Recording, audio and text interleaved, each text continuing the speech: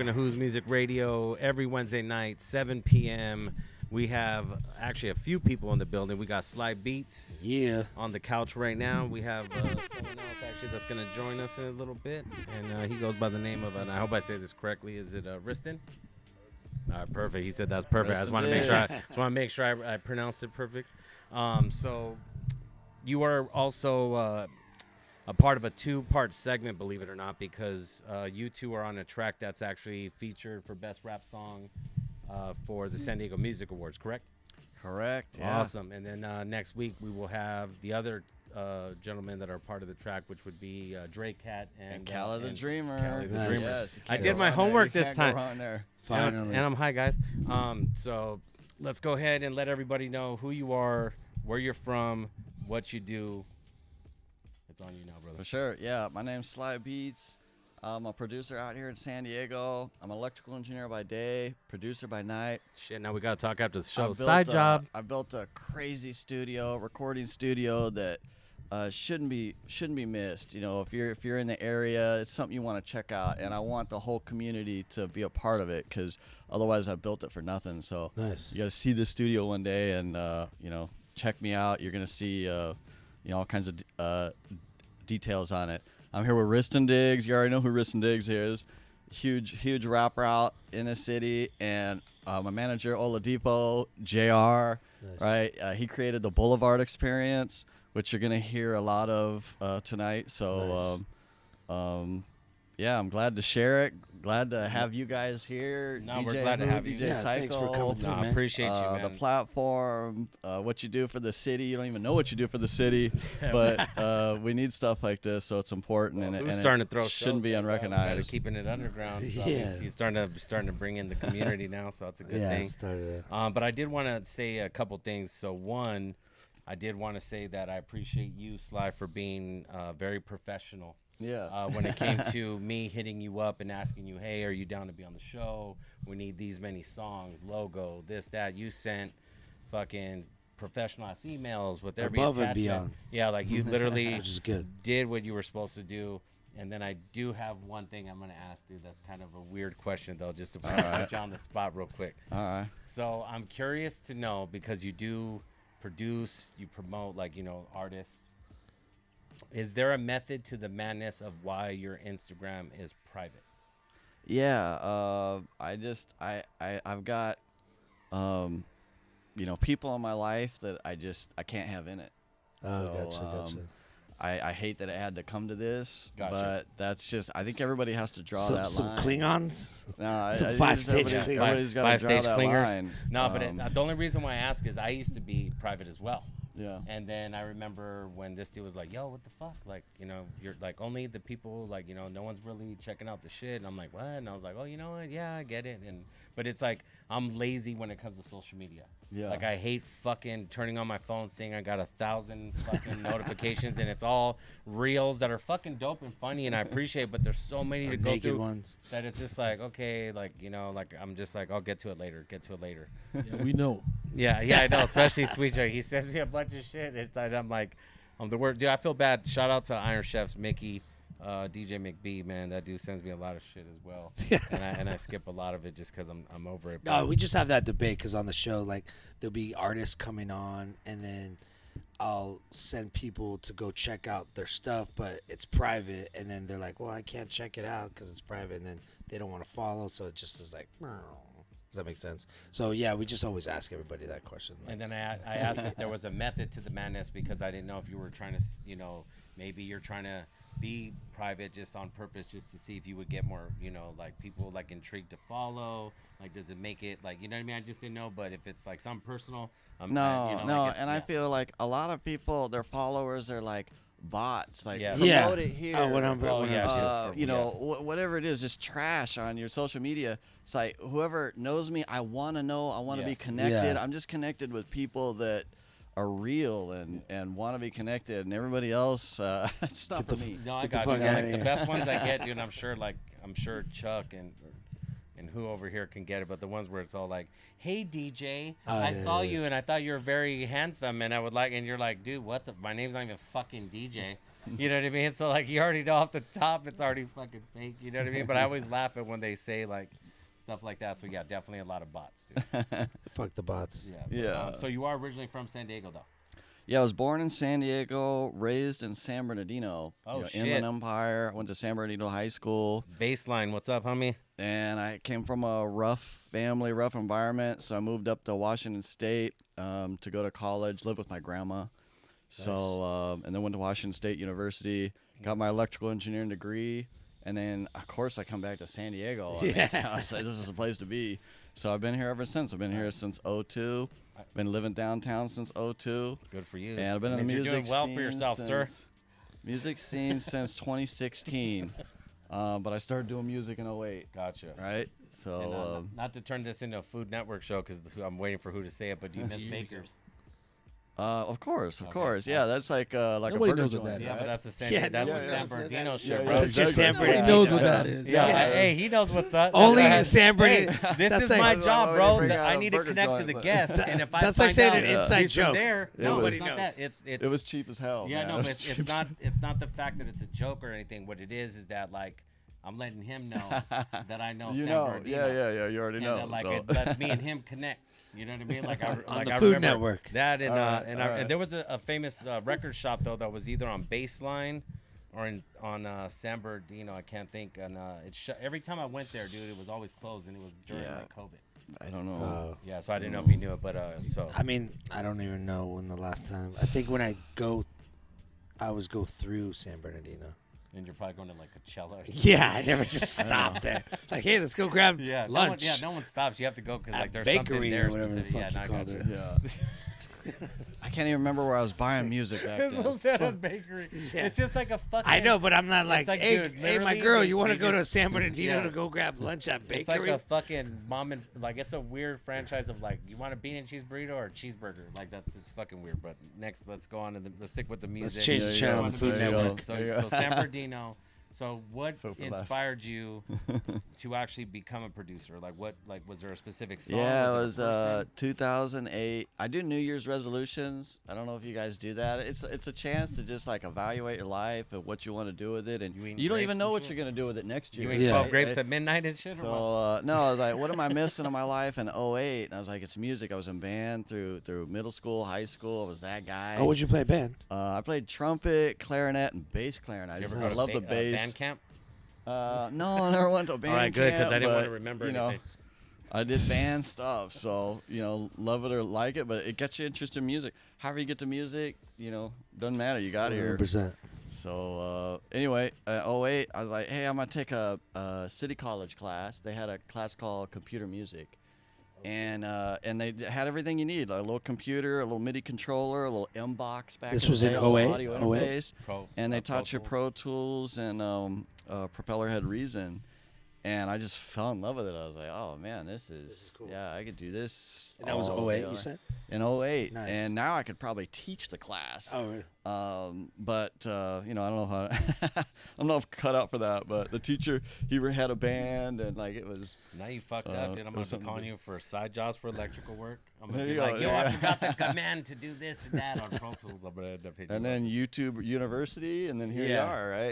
Yeah. So are you mostly YouTube? I mean, Pro Tools bass? Yeah, I did Propeller Head Reason for a long time. Now it's Record, which is badass. It's a badass platform. We work with a guy named Ab Joe. He's a DJ out here, producer out here. He's crazy.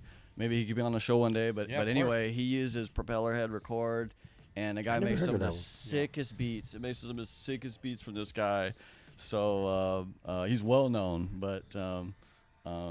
But no, I'm pretty much Pro Tools. Pro Tools. There's no better software. Pick the software you want to get into and be the best Yeah. at it. Just I'm you still don't- hardware, bro. Like I'm still. Yeah, he's Hey, still hardware, yeah. 1992. There's nothing wrong with But that. I know, either. but I go. No, he always clowns. It's funny, dude. I go from literally. This guy hardware brings to in. Pro Tools. This guy brought I in. brought in Digi 002, and he fucking Classic. always clowns. I was He like- fucking clowns. I'm No, like, there's bro, it nothing- does what I need to do. No, they're badass. I but fucking- it's funny when Then he when gets you're in mad Pro that I haven't Tools been or to I it. use 20. Ableton. Yeah, yeah. I'm like Yeah. everything everything's right there. Yeah, but he sells Pro Tools, but he gets mad at my Event 2020 monitors, and I'm like, bro, I love my Event 2020. Are you running that on a Commodore 64?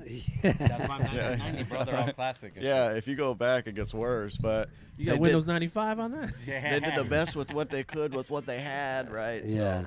So okay, that's cool. But so Ableton Live's perfect for you since you DJ. It's meant for you. Yeah, because I first started on Reason, and that was like brain surgery. I did not understand that at all. There was too many fucking plugins. Yeah, there's cabling. Like, I was like, what the fuck is this?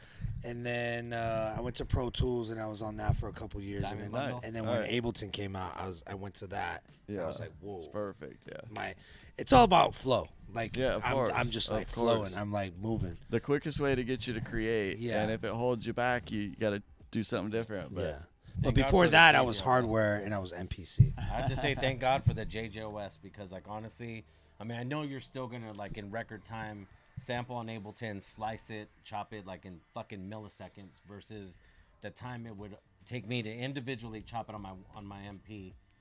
But now with JJOS, it's like they made it where it's like you can actually, as long as you get the loop perfect, and then you can actually slice and chop. It's basically, I took out the Akai operating system out of my MPC 1000 and used the JJOS, which is a Japanese dude that worked with Akai that like basically was like, yo, I got the best, I got the best operating system. They said no to it, so I actually just took that and put it into my shit. All right, so like now my workflow is like fast with it. Worth it. Yeah, definitely worth it for sure. And then did you ever work on like hardware like MPC or anything like drum machine wise? You know, I'm not a MPC kind of guy. I've got a bunch of synthesizers, right? Classic synthesizers. I got a bunch of classic.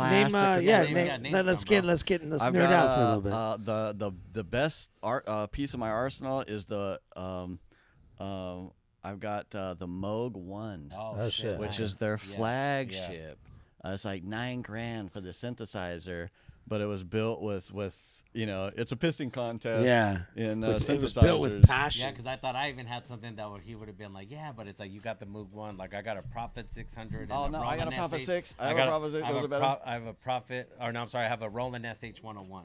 Roland's classic too. But those two you can't go wrong. You can't go wrong. There's no rules in music. But I have gigs and gigs of MIDI data. And I send the MIDI through the synthesizers, tweak all the settings. You know, you got your pianist, you got your keyboard player that can time the velocity and the arrangement of the song. But then you need somebody that can just make it sound crazy. Well, the frequencies. So that's where I come in. So by you having all the synths, are you more of a keys guy? Are you a keys guy? No, I'm not. But like I said, I got gigs of MIDI data, which is basically pre-recorded you know, keyboardists that put their data online, and you can change the tempo, you can change the velocity, you can change the. I don't like this note. I'm gonna get rid of this chord, right? I'm real surgical. So I like to slice, But we work with a guy out here named Jamil, who's crazy on the keys, man. Crazy on the keys. Abjo's crazy on the keys too. But these guys come over and I just sample their ass, right? Nice. I like samples too. Hip hop sampling goes together. But you can sample a real musician out here. Yeah, And I make some crazy arrangements. They come over and jam out. And I get in there. I get to slice it up, make a song out of it. Oh man, I'm in heaven. Yeah, so that's dope. That's super dope. That's where I'm at. But we work with, there's a lot of artists that come through there. So when they come over, man, I just spend my time recording them, get what they have down, and then it's a playground. You also engineer them? Yeah, I'm a producer and an engineer. I'm a singer, but you know I like to do hooks and stuff. But I'm not a primary artist. No, I mean I could. You sound like a one-man band and shit. Like whatever cymbals on your knees. Whatever, yeah. Like whatever you need, I got it. He plays the guitar. Yeah, exactly. However you gotta want to create. No, that's dope, man. Like it's so like like honestly, as a, like I mean I try to produce, but I'm just saying like you sound like you are literally producing with what you're talking about, you know. Yeah, everybody's got their own pocket or their own things they play with that make happen, and that just happens to be mine. You know? And do you primarily produce like hip hop and R&B stuff, or do you do all type of genres? Or? Well, I've been working with Riston Diggs here since 2016. We got like 200 songs together, a couple albums released, singles. This guy's been, you know, everything to me, but we work with a lot of people. People come over all the time. We collaborate. So I like to make beats, and I think 70% of them's hip hop, and then 30% R&B. But there's not a lot of R&B artists out here, and I want to work with them, but they're closed-minded. They're like, oh, I'm gonna do everything myself, or I can't write in front of other people, or they're just kind of. I gotcha. They might have a decent platform, but they're still kind of maybe hang out their own circle. They're just the R&B artists aren't as willing out here as the rappers. The rappers are, man, they want to get out. They want to get out. They're like, I'll yo, work with them, right? They're like, yo, send me a pack. And then so how many like MCs have you worked with, like since 2016? Would you guess? I know it's got to be a large number if you got just 200 tracks with this gentleman. Yeah, like, I don't even know. Are they all San Diego, or are you working with artists that are like in other countries, other cities and shit? I want to give some plugs since we're talking about it. There we go. Plug away. See what I started? Yeah. That's segue to plugs. He's like, hold on, I'd like to thank. Let me see here. No, before you get to that, how did you and Riston meet? It was through a mutual friend. We call him Ab, but I call him Sharif. But he saw my studio. We were hanging out. He's like, man, I got the perfect guy for you, right? And I was like, bring him on through. And he came through, and just from that day forward, it's just been nonstop. It just worked out, man. Usually when someone says, I got a guy for you, it's like, yeah, no, I was skeptical too. Like, I was skeptical too. Like, like, nah, I rap. I bet you Yeah. this is. I'm a I bet rapper. against it already. Yeah. It never works. But that's it. That it worked. But This no, time it worked. I wrote a verse once. Ab and I got real similar music taste, right? So Yeah, we had a lot so of commonality there. So he caught the vibe. I trust him right out the gate. I'm like, that's this dope. guy, Okay, cool. So and he wasn't wrong. So Yeah, that's good. Because usually when people pitch me, I'm like, send me his music and let me just check it out first. That's the world we live in. Before I just waste 2 hours of my life. I've had family do that to me, and I was like, whoa. Oh, family's easier. No, but it's like, no, but I'm it's just like, yeah, no. but when you're like, whoa, when you actually get the link and then you watch it, you're like, how did that even make it on the World Wide Web? Yeah. Or like, hey, my cousin DJs. Oh no. Who's your cousin? That's the first thing I'm gonna say. Who's your cousin? I Never know. heard of him. Yeah. I know, and nothing against anybody starting out, but there's a lot of work to be done, and you got to do it before The approach is key. it's credible, A key event. But everybody got to start somewhere, man. Yeah. I did my own stuff for 8 years before I ventured out and started working with others. So however long it takes you to get comfortable, do that. So 2008 you started solo? Yeah. Or? Okay, gotcha. And I didn't bump into him till 2016. So, and really before then it was just all my own stuff, just not networking, not going to events, none of it. I was just kind of perfecting my craft, social figuring media out, on private, figuring out what I even want to do in music, right? 360. About and not having your social media on private. Yeah, whatever hey. You should just block those weirdos. Nah, but so like before you even get into that paper you brought out though, but like are there other artists you're working with outside of San Diego, like maybe in another country or even in other cities? I've been working with a rapper named Sloat Dixon. We got an album out last year. You should check it out. There's only one of a kind, Sloat Dixon, and we got a couple of singles that are coming out. Any day, whenever the video comes around. So, but we've done a ton of collaborations together with a lot of people. We're sitting on a lot of music. I'm sorry if we haven't released it. We plan to. How do you release it? Do you have like a label that you release it through? Well, we release it under the Boulevard Experience, right? JR's vision here is just a collective group of artists that just vibe together and just share each other's passion and. Super organic, everything organic. We support local, 100%. Whether you're making Free-range food MCs. or vendors or products or clothing or whatever you represent, we want to be a part of it. You're in the city. You're like, we want to know you. So that's the Boulevard Experience in a nutshell. That's dope. So, and how did you get the name Slide Beats? my middle name's Sylvester. And I like to sense. make beats, so I know it sounded simple, and that's just that's totally that makes totally sense. Yeah, and I never really liked my government name, so Sly sounds a lot better, right? Who doesn't like Sly, right? Yeah. You got Sly Stallone, you got Sly Tulsa King. just Yeah, there's a lot of slides out there, but you know we're all Slide one of diggity. a kind. No, that's cool. Oh man, so you want to get into some music, Yeah, let's and then get into some music. we'll get into a second segment, and then we'll get back to that paper as well, brother. Don't worry, we're not gonna let you. No, whenever. There's 2 hours, man. Pace yourself. Yeah. I'll just fuck with you. All right, Who's Music Radio every Wednesday night, 7 p.m. Slide Beats. Let's go.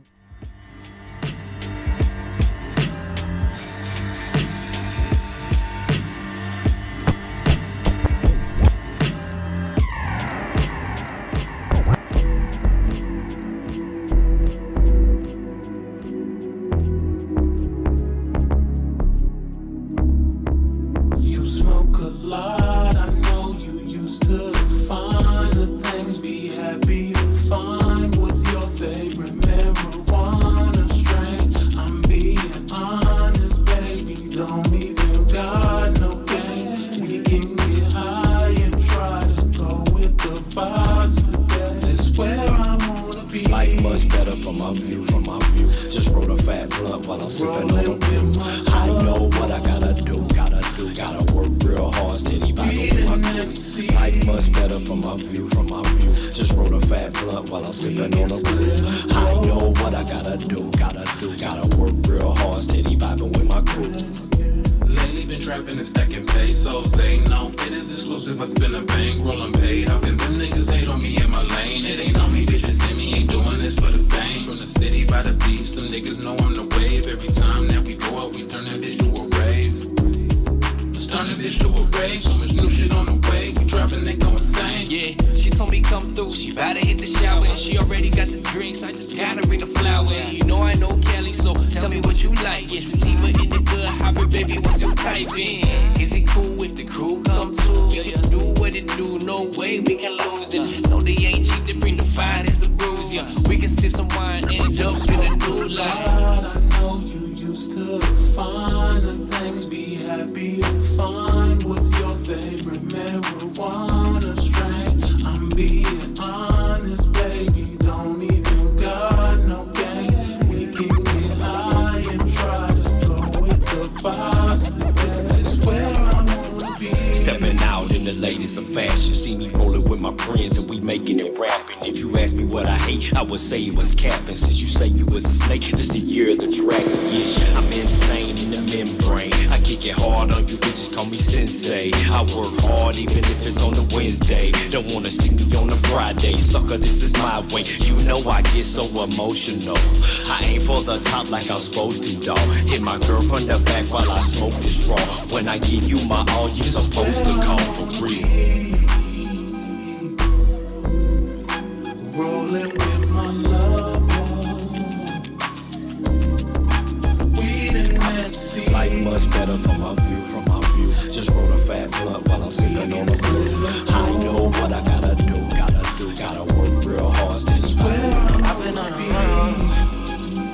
I've been really on my grind. I've been on a roll. I've been really on my grind.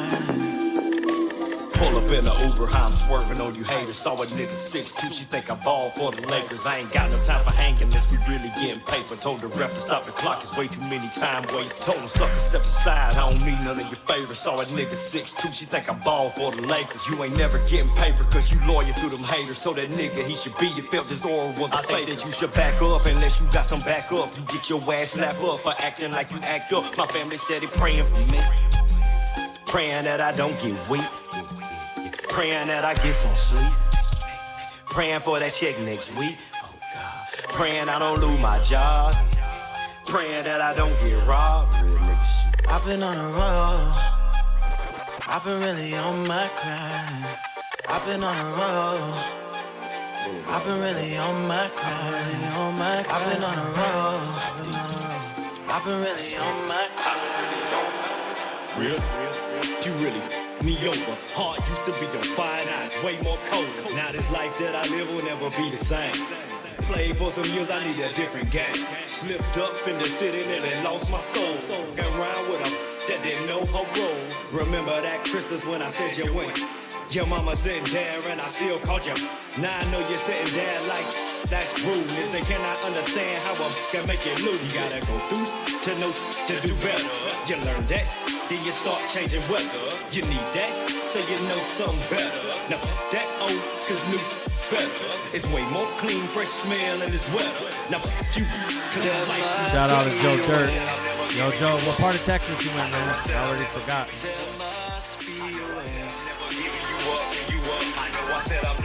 There must be a way. There must be a way. I've been choco. You've moved on. There must be a way. What you thought the song was over? Verse 2, I'm coming hard, I got my pain to show you. Good intentions even when I try to do you bad. Shout out to yourself, now I'm a different man. You think life been easy? No man, I swear these folks so greedy. I gotta stop watching TV. Cause there's nothing but some bullshit left in hip-hop, not enough for me. So please do not with me. You never see a better me if you try and embarrass me. How you gon' act like I ain't the How you gon' find another that's real? That thing called life I was living it with you. Now I'm just chillin', steady smoking my swisher, turning up on some liquor, feet kicked up, chillin' with a bad, getting mad rich. There must be a way. I'm never giving you up. I know I said I'm never giving you There up. must be I know a I said way. I'm never giving you up. I know I said I'm never giving you There up. must be I a know I said way. I'm never giving you up. I know I said I'm never giving you There up. must be a way. I've been choco. You've moved on. There must be a way. Wake up. What There did you eat today? must, cause she's a real one. The doctor said it's cancer, but it's not gonna be me. Keep on living through me.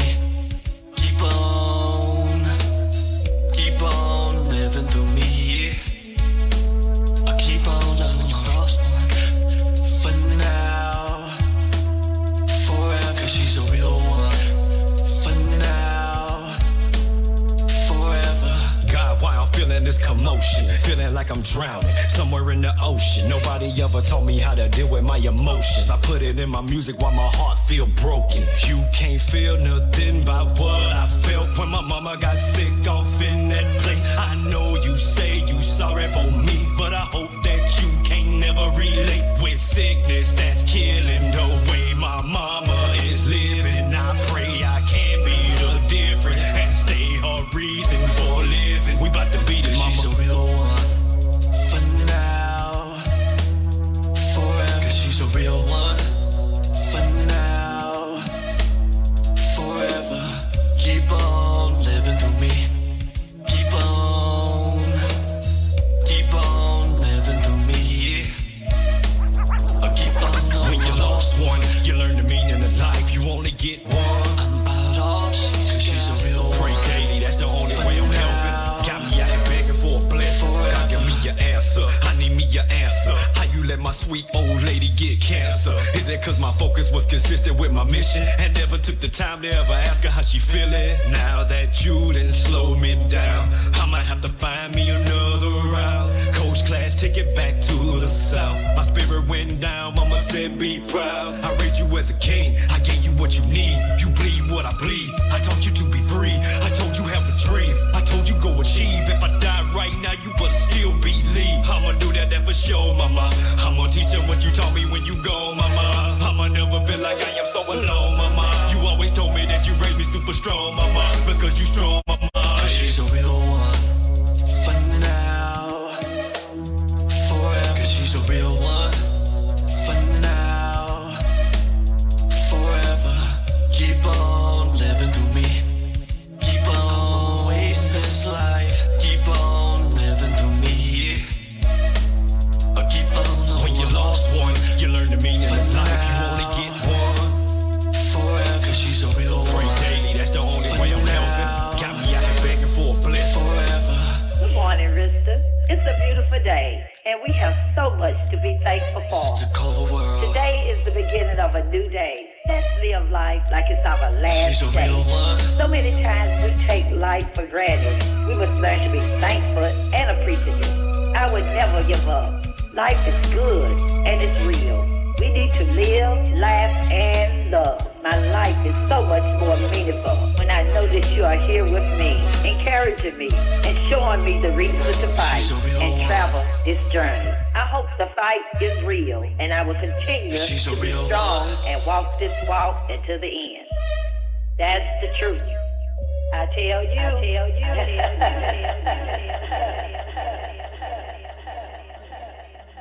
Oh, Who's Music Radio. Just so you guys know, that was actually Riston Diggs' mom on that track. You're gonna see him next. That's fucking dope, man. See him at the top of the hour. Yes, sir. All right, so you want to ask a few questions before we get into our second segment, or do you want to just get right into it? Yeah, let's just get right into it. All right, so Sweet Chuck, I need you to do me a favor. Pass the mic to Riston for me, please. All right, so what we're going to do, excuse me, we're going to do a part that we usually do on our second segment. It's called The Choice Is Yours. So we're going to ask you a question. It's either A or B. If you can't answer it and it's a tie, you take a shot. And we take a shot with you. Or a drink. So A or B is the options. Yeah. I got it. All right.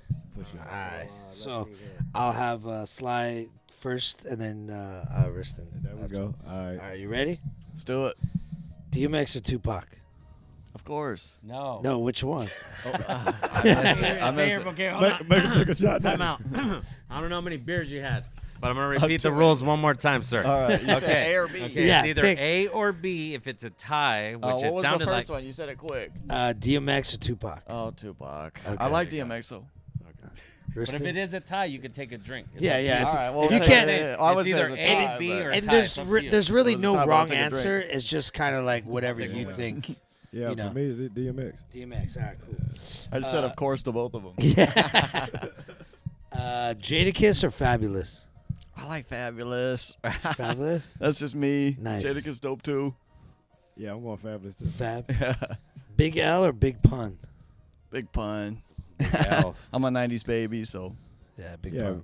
I'm going Big L. I'm going Big big L? on that one too. You going Big L? Yeah. I'm not even gonna say what his answers are reminding me of and shit. Hey, look.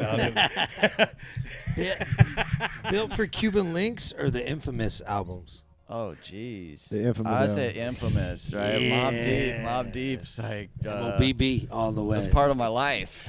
Same here. That's just the way it is. I was bumping it last night. You know, so. what's weird is that I was listening to Only Built for Cuban Links today. Well, But you know what's hey, weird though is that there I you go. actually would say, because I thought when I was listening to it, I was thinking of this question, right? Yeah. And I honestly was thinking, I go, I would actually have to switch because like I thought there was more hits on Only Built, but I would go with Built's Infamous. got mad hits. No, it's but got like at least 4 that are like Infamous I will not for me stop just listening like to. is Yeah. a vibe. Give up the Oh, goods though. Is my vibe, shit. the whole- That's It's the Yeah. Infamous. all right. Keep going.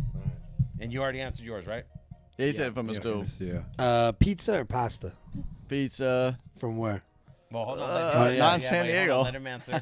Yeah, I'm a pasta dude now. Okay, so Ah, time out. all So right. then you're gonna tell us where your favorite or pizza is out here, and your favorite pasta spot out here. Yeah, there's Sure. no good pizza in San Diego. Don't come here Oh, for so you pizza. haven't been to Lefty's yet? Oh, I'll check it out. Yeah, Bronx? there you go. Have you tried Bronx pizza? Yeah, but it's, I like Lefty's, but I'm more a Chicago style guy. Gotcha. it's not for me. All I right, just, well, But fuck what it, about we'll do- where's the pasta check it spot? out, though. Mine's it's this spot down in La Mesa. Oh hell yeah, I'm in La Mesa. Yeah, What's it's up? called like Basilico Cochina. You know what I'm saying? It's over Basilico there. Cochina. Yeah, it's a That little sounds small good. spot, but Wait. back in the day when we first went, they had a sign on their thing, award like best pasta. Wait, but once hold a- up. What part of La Mesa though? Because They like right there by like Fletcher Park where you make like a left. And oh, you're talking. Oh, well, you're talking about the spot that's tucked in the right yeah, corner. There you go. I've been there, done that. They got Dog. the You real took my bread. pops there for Father's Day. Original bread. So And you it's know dark as fuck too. It is. I got you. Look at Okay, that. All right, see? I see you. That's my favorite spot. You can find me there once a week.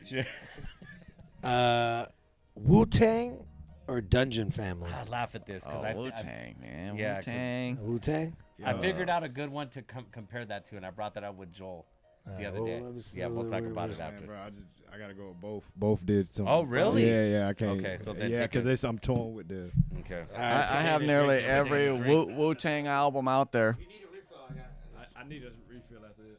And my thing, real quick, since I'm gonna kill time right now while he refills. Yeah. I was thinking a good comparison of one that would make it really hard would probably be Wu-Tang, and then against like the fucking Boot Camp Click, because you got Helter Skelter, OGC. Oh, I fucking bumped Black the Moon, Helter so like Skelter jam. I was thinking about those two. That's a good one. That's a good one. Yeah. But But see, now I always think about just like real musicianship came out of like places. So like when I hear like Dungeon Family, I'm automatically going into like organized noise. Yes, and I'm sure you watched the doc. Yeah. And after that, like I had, even if I didn't have the view then, I knew them songs was tight back then before I knew all that was happening. I didn't know like Moments of Love and shit. Yeah, because those records when they came out and everything, I was just listening to them like great hip hop records, Shout out right? Teddy Love. But the musicianship on those records has stood out as well, and I got lost in that not knowing. So That's that was dope. crazy. Like, Yeah, that's dope. I can't take away from that. G Unit or Dipset? I had to go with G Unit, man. I liked them all. Lloyd Banks. Who's your favorite? Who's your favorite one? 50 Cent's the guy, man. Yeah. I mean, he killed it. He killed it. What about you? Man, yeah, I know I'm going with G Unit too, but I like my favorite guy was like probably at the time was probably Young Buck because he Young Buck. Oh, he was crazy. Yeah, he was like, crazy. He was really mixing it up. That album, He's I like liked. I Old liked Dirty, his but- album. Don't get me wrong. I used to Yeah. run that in the Shorty Wanna Be a Thug in the club, and then what was the other one? He even facilitated like the beef between like T.I. and Luda Yeah. and kind of stuff on the Stomp. You could get that ass Stomp. I don't know why I liked Joel Santana though, man. But Joel, that was no, I like Dipset, Joel's. You know what I mean? Like, I like Joel, but out of all Yeah, no, I get it. There was more G dudes Unit, that- I think I leaned more onto Lloyd Banks. I just like Tony I mean, Ayo's I Know 50 You Don't obviously, Love Me, but- dude. That fucking beat, dude. No, but that fucking I Know You Don't Love Me. If you guys are not fans of G Unit and shit, just listen to that beat, I Know You Don't Love Me by Tony Ayo. Just even the instrumental, you'll be like, oh, Psycho shit. plays that when he takes a shower. Yeah. Hey, I play So Seductive still. There you go. He listens to fucking Lloyd Banks in the shower. Oh shit! Damn. I'll let that one. I'll You let that gonna- one you gonna sink say in. the same I'll fucking let snap? that fucking You gonna sink say in. the same Hey, snap? he has some Just gonna let jams. that sink in, everybody. some jams. It's gonna fucking chill. Y'all know what I meant though. Jeezy or Fat Joe? What'd you call me? Jeezy. Probably Fat Joe, to be honest. Fat Wow, Joey. I didn't know that, Sly. I would say Fat Joe for sure. I didn't know that. That's cool. I mean, I understand it. Man. I'm gonna say Fat Joe too right now. 'Cause I was about to go with Jeezy for the Southern thing. Yeah. Okay, gotcha. And I Yeah, because I'm gonna ask where you're from. I'm later. West I couldn't Coast. name from here. I'm West Coast. I heard the twang. I got you. DJ Premier or Large Professor? DJ Premier. DJ Premier. DJ Premier or Large Professor, Riston? Premiere because I just heard more of his stuff. It's not just simpler. It's like, there's a chance I could be off on this one. I'm sure you're correct if you said Premier. Mitchie Slick or Jail Felony? Mitchie Slick. I don't know the other guy, but San Diego Mitchie Slick. This guy is. Yeah, see, I'm he gonna is just, our. I gotta say this though, real quick, just out of respect for Jo. Yeah, 'cause I don't know. You don't know Jo, but Jo was actually signed on Def Jam. Oh damn. He was actually one of the first. I just San missed Diego- it. Yeah, no, I it's just- but it's that's all. funny because it just so happens he's a Crip. Mitchie's Yeah. his own shit. That's crazy. And he was on the soundtrack for Jason's Lyric. Nice.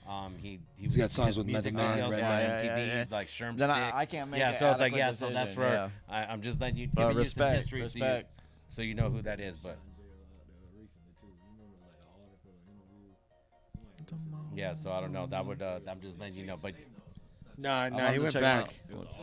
oh, you went to Bullet Loco? No, he's jail. Oh, okay, because he used to go by Bullet Loco, and then it went. Yeah. All right, here we go. Where we at? Capital Punishment or Reasonable Doubt album? Capital Punishment. Reasonable Doubt for me. Nice. And then that's just is what it is. I love it, dude.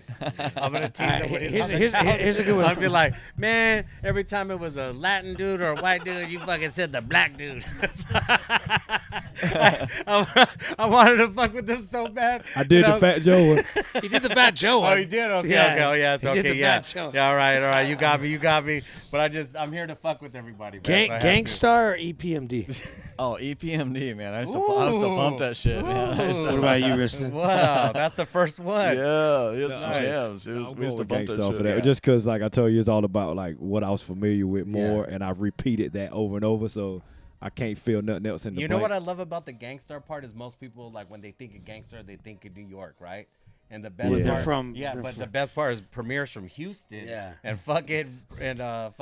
Guru's from Boston, But they li- linked up in New York. But they're so majority that's of where, yeah, there. but it's just so funny how it's like just so random with that shit. It don't matter where you're from. Yeah, it's where you at. The Source or Double XL? Probably the Source. That's been the dream. The Five Source. mics. 5 mics. Which one? The Source or XXL? Let me. Everybody wanted I'm to gonna have just their say 5 both. mics. Both. All right. I'm just gonna take Okay. a shot for that, man. Salute everybody. Here we go. All right, here we go. Tacos or burritos? Tacos. All right, tacos or burrito, Riston? Oh, look now, tacos for me now. Okay, so Tacos and tequila. Where's your favorite spot in Dago for Yeah. tacos? It's your go-to. Hey, east, south, west ain't no best. They all over the Any city. spot? I can't pick no one Any spot. taco Man. spots? No, not anyone. They just too many of them for my too favorite. many. I got But- like But what's your go-to? Like when you wake Chew- up? Chewy's Taco Shop over there by in La Mesa as well on the other end on El Cajon Boulevard, where Man versus the Man Food Myth dude came in there. Chewy's. Chewy's. It's on Alcon Boulevard. Yeah, like Like 70th? No, it's a little bit past because 70th is Rodeo Taco Shop. And then you got, if you keep on going on down, they're like 66th Street or Oh, something. okay. But the cool part about it is I fuck with they mini tacos. Yeah, that's Like the- they that's they the got real shit. Yeah, they're they good got for those TJ down style. packed, so I really love their mini tacos a lot. Nice. So I love their mini tacos better than I love the burritos, The burritos now. and So stuff. that's the Yeah, how yeah, it happened gotcha, for me. gotcha. So And that what place changed it. And what about you, Sly? I like my daily is Lolitas. They got them everywhere, but I'm downtown. And then You go Tacos burrito? El Gordo's killer. Oh, so you're a taco guy too? Yeah, I'm a taco guy, but there's tacos all over this town. If you can't find them, you're in the wrong. I don't know what you're area. doing. I think Or the you're best too ones I had racist was for There is fucking no my best. taste. I like them all. I like them all. I was say if you can't fucking eat a taco and you live in San Diego, you racist as fuck. Yeah, basically. That's my Di- bottom line, bro. That's the straight up 100. You heard it here Dilated first. Peoples or Jurassic 5?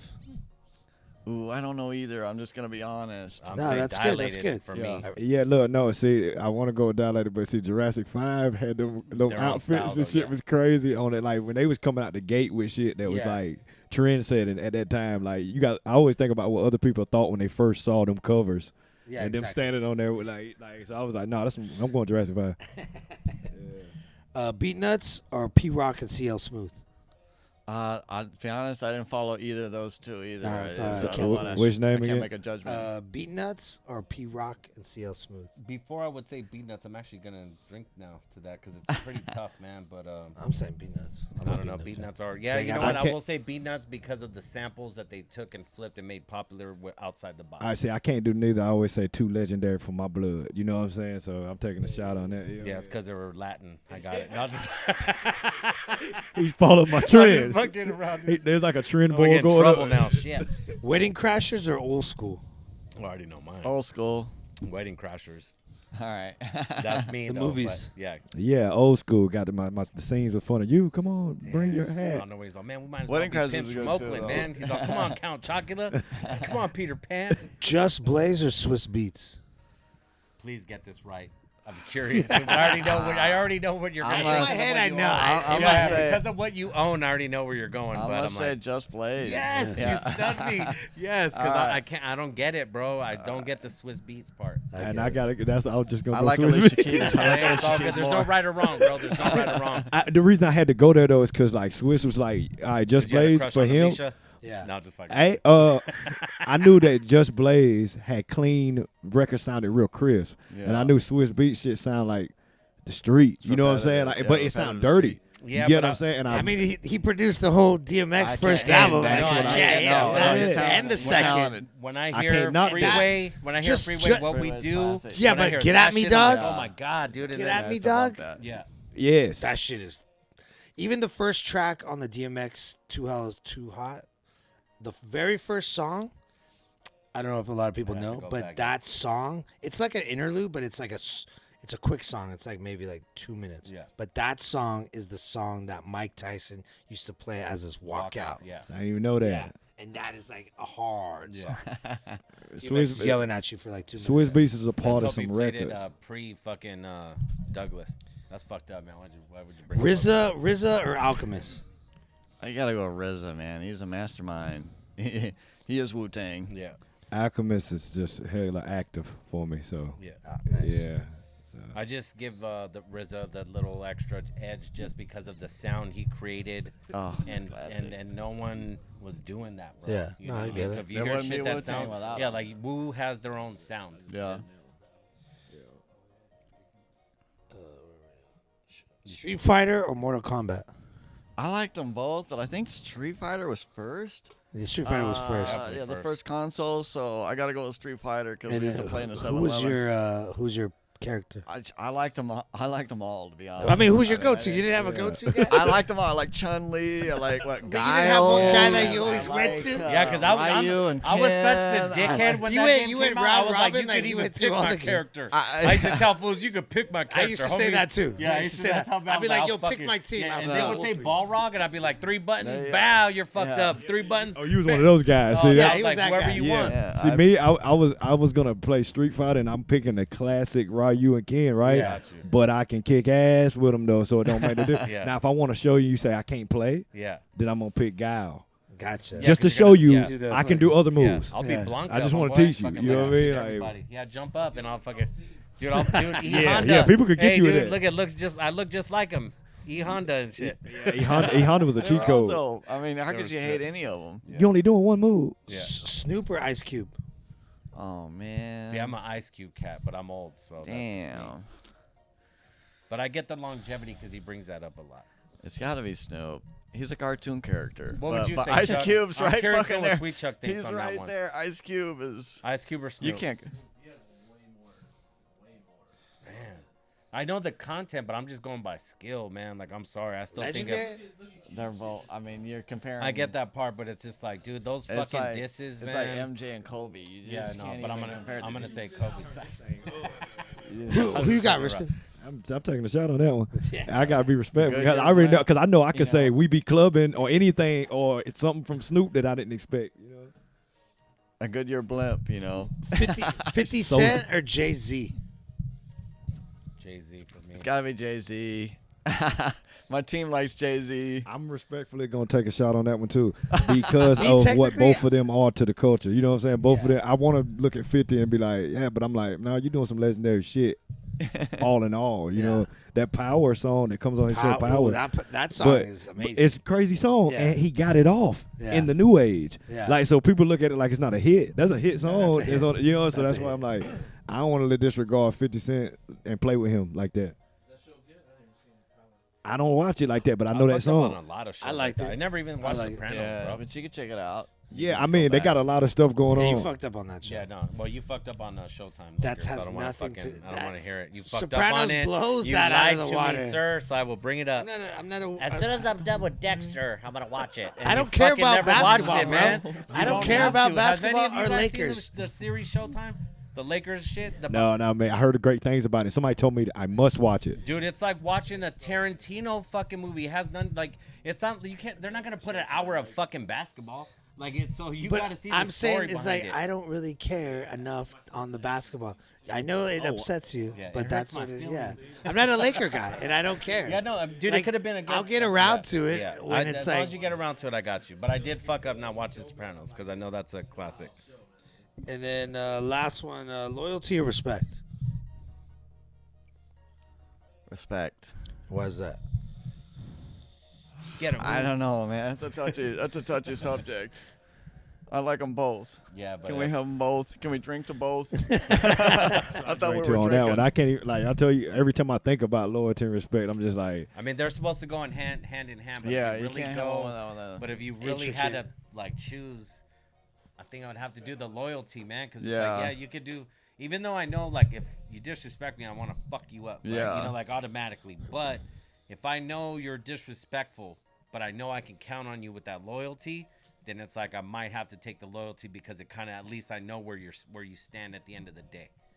But respect that. but see, I don't there you know. go. It's like you said. I use just loyalty respect. and respect hand to hand. You know what I'm saying? Yeah, they're hand in hand. So we can drink to that. And that is the choice Cheers, of yours. everybody. And then I know this gentleman actually had. Let's let him give his little shout out. Or Oh, yeah, whatever. yeah. He had some points he wanted to bring up on his notes. Sure, I'll let you go please. ahead. Yeah, go please. for it. The mic is yours. You know, we're humbly nominated for Best Hip Hop Rap Song at the San Diego Music Awards. Yes, sir. It's such a beautiful platform, organization. It's at Humphreys by the Bay on April 25th, Tuesday. You get your tickets quick if you haven't already. But it really is a collection of the scene, not just hip hop, because that's what Yeah. we focus on. But the whole city has so much to contribute, and it's a beautiful venue. We went last year. We've been numerous years, but last year was just the pinnacle, if you ask me. It was just beautiful, the scene, the love, and there's so many. Was there. Who's that? I heard E.T. was there. Damn. He might as well. Hey, for me, he might as well have been there. No, but that's dope, man. So like last year. And talk about what's the name of the song that you're nominated. Yeah, we're nominated for a song called Ecstasy. I produced the beat. I had Riston Diggs on it, Callie the Dreamer, Dre Cat. These are incredible artists. You're gonna get Callie the Dreamer the next week, and you won't be let down. These guys, Dre Cat. These guys are staples, in my opinion, in hip hop. They're just beautiful musicians, but humbled to be nominated with him. But there's actually I got to vote on this thing, and it ends this Saturday. And you guys on March can vote 25th. every single day. Every single day. Yeah, facts. But come out to the show if you can. Yeah. And it's not if you were nominated or weren't nominated. You just want to work, promote local city all day. So it's a beautiful thing, and we're just humbled to be a part of it. But there's no better than or worse than. It's just collaborating, contributing to your scene, however way you can. Please do that. So that's about it. and let me go a little bit further. So when the name of the song is Ecstasy, right? Yes, Ecstasy. So when you were going in the studio, did you pop a pill and then make the song? Or No, I wish. But no, these incredible artists came over. Me and Riston are together once a week for the last 6 years or something like that. He's always over. It's home to him. I'm blessed to have him. And these guys have passed out on my couch. Like, it's just, Nice. how it works. But we were lucky enough to get Callie the Dreamer and Dre Cat over one night. They're a combo. They got beautiful music together.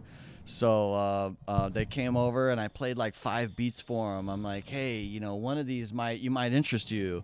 And they said, hey, hold up on this beat right here. And it just worked. Yeah. It doesn't always work, and it's nothing against any artist or not, but that was just one song that just worked. And it was just magic happened that night, and I was just so blessed to be a part of it. And we had such a great time. It was ecstasy. It just took one night. Yeah, it just took one night. And now, was it a blank track, or was Riston already on the song? No, it was a blank track. It was Gotcha. just a beat, and they all hopped on it that night. Inspired off of each other, vibed off each other. Let me hear what you got. We go and get Callie the Dreamers. He did something, and then Dre Cat did something, and then Riston Diggs hopped on it, and then Callie's like, oh, I got some more for it. So it was just easy. That's It dope. doesn't always work that way. Yeah, Because yeah. music can lead into dead ends. You can get frustrated. It just wasn't meant to be. But you make that appointment with yourself and keep it. That's my recommendation for anybody. Is if your commitment to music, schedule a day, right? You guys are doing podcasts on Wednesdays. So, whatever it is, stay true to it, and eventually magic happens. I feel keeping a schedule does definitely work on like progress and being like consistent. And I'm curious though, how long did Ecstasy take from beginning to end to to play the track and then to have it finished and recorded? Just a guesstimation. I had the man. artist over on one night, and then of course I tweaked it throughout month. I think we sat on the track for a year before we released okay. Oh wow, okay, gotcha. So, I know how that goes. We got I've done tracks like that. We got where like it's been 200 songs we could pull from at any minute. Is there any particular reason why you held that song so long? Like I said, we love to create. And when it makes sense to release something, Are you a perfectionist? JR goes through our collection and decides when it's time, and he usually has the best instinct for it because he's looking for that moment, right? He's looking for that right timing. So, Nice. we just keep it organic, Yeah. right? Why you gotta force stuff? Create deadlines. You gotta do stuff you don't want to do. If it happens, it happens, and it was meant to be. Yeah. No. And on that night, it just serendipitous, if you will. There you go. There you go. It was ecstasy. So what have you learned most being in the music industry or business? Oh, geez. Just get yourself out there. I hid away for 8 years, just perfecting my craft. That was the wrong way to do it. Get yourself out there from day one. Would you advise like someone like going into more circles, like going out, networking? All of that, yeah. Just don't. You can hone your craft great, but you can grow while you're networking. Yeah. Right. And I was afraid of that. I was like, I want to get my stuff right before Was it more start of like checking a in. shy thing, or you just weren't confident with your sound yet? No, I didn't even know what I was going to contribute. Gotcha. You know, I think everybody's got to find it. It's not it's not an easy decision what you want to do in life, and so I just took my time with it, and then I realized I can't live without music. Yeah. And so I'm just Like gonna do this, you know. Can't live without my radio. And if I decide to do something different, I'll do it. But I haven't found that yet. This is just I just like doing this and working with other people that like the same thing. Hey, don't throw up on the couch, man. Wait. The cleaning lady's coming tomorrow. Yeah, come on, man. She doesn't come till next week. Yeah. And what would you say is your like musical role models? Oh, jeez. No role. Riston Diggs is my role model. This Nice. guy's a hard work. You're gonna hear. This is the hardest working entertainer in the city right here, and there's a lot James of them. Brown to I'm rap. not trying to downplay anybody, but this guy just eats, sleeps, and shits music. He gonna So jump back and kiss himself. there's nights I don't feel like it. Yeah. But we set an appointment, and So he's coming I through. don't feel like it, but if he's coming over, I'm gonna make the time, right? Yeah. So and he always shows up. A lot of people out there, they sign up for stuff, commit to stuff, and you don't show up, man. That's the worst, Or you know? they ruin your show, or something happens, and you let we it dealt with that. slide. No call, no show is the worst. Yeah, you let it slide, but It's Or unsatisfactory. coming on the show show up. and kind of being a little dickheadish or a little like so nervous that you're like that you come off like totally different. You know what I mean? I mean, I don't even. At least he came. Yeah. I don't care. I'm okay with that. But the no call, no show is like canceled. Yeah. So all of that. Yeah. Well, All right, so let's play some music and then we'll. well, are we gonna switch? Because I do have a question for him. Oh, then before we yeah, switch. yes. Okay. Good. So and I'll We're at the ask- top of the hour, yeah, so. So right now, if you had, and this is, I usually ask this, but if you had endless budget, you get 5 features on your album. Oh, okay, man. no, I know, but it's dead or alive and no local shit. Like if you could have whoever the fuck you want, dude, dead or alive. I want the 5. local artist. Though. No, but there's people that you All right, listen I- to. That I come see on, what Hey, you could can have You Cher could- hook, yeah, you could have- sing the hook Yeah, on yeah. your you song. could have fucking I see where you're Michael going. Jackson fucking Yeah. come in and do the hook. I mean, like, Yeah. think about it. Yeah, 5 that's people. easy. It could be producer, singer, MC, whatever. Just give me 5, dude. All right, no Let's particular go. order, but Yeah, no, Andre just- 3000, There you man, go. that guy is. If he's not number 1 on your list, I'm sorry. Oh, well, he's definitely not. And then but I'm just Michael being honest. Jackson, number 2, man. You just brought him up. There you Holy go, there you shit, go. Man, you get him on a.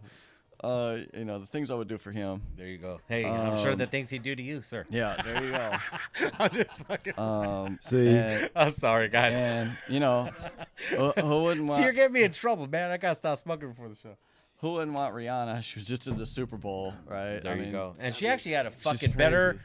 fucking performance than Dre, Mary Yeah. J, and M. I don't give a fuck. Like that shit Why was is that? nuts. Well, one, I could understand what she was saying.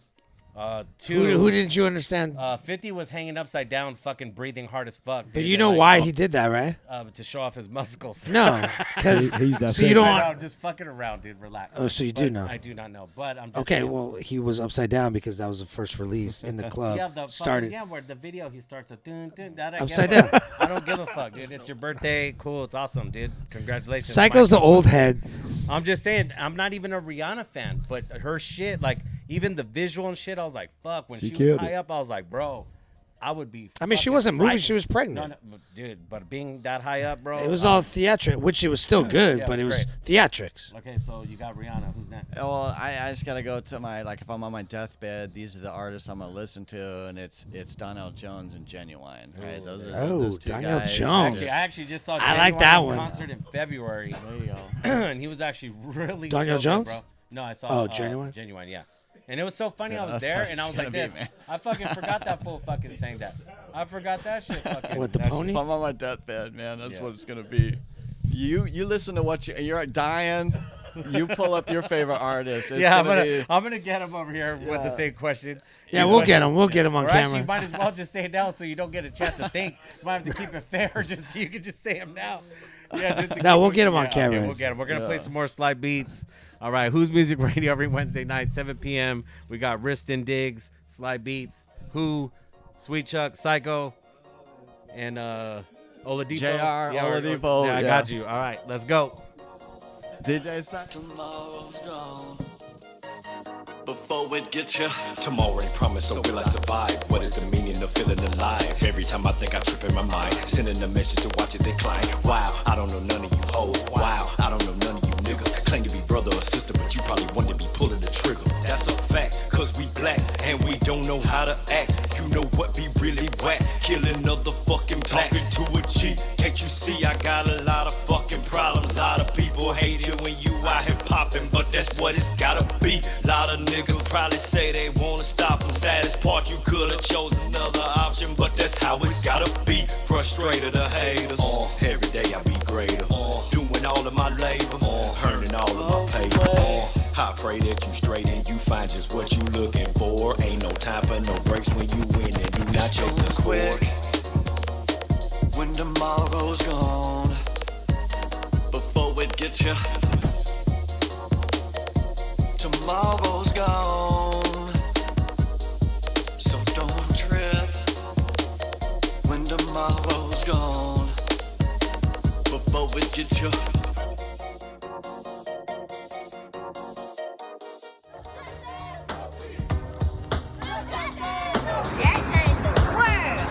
That was an Abjo beat. Come out. That your boy was gonna be on that screen. I hate it had to be like that. I hate you had to see me like that.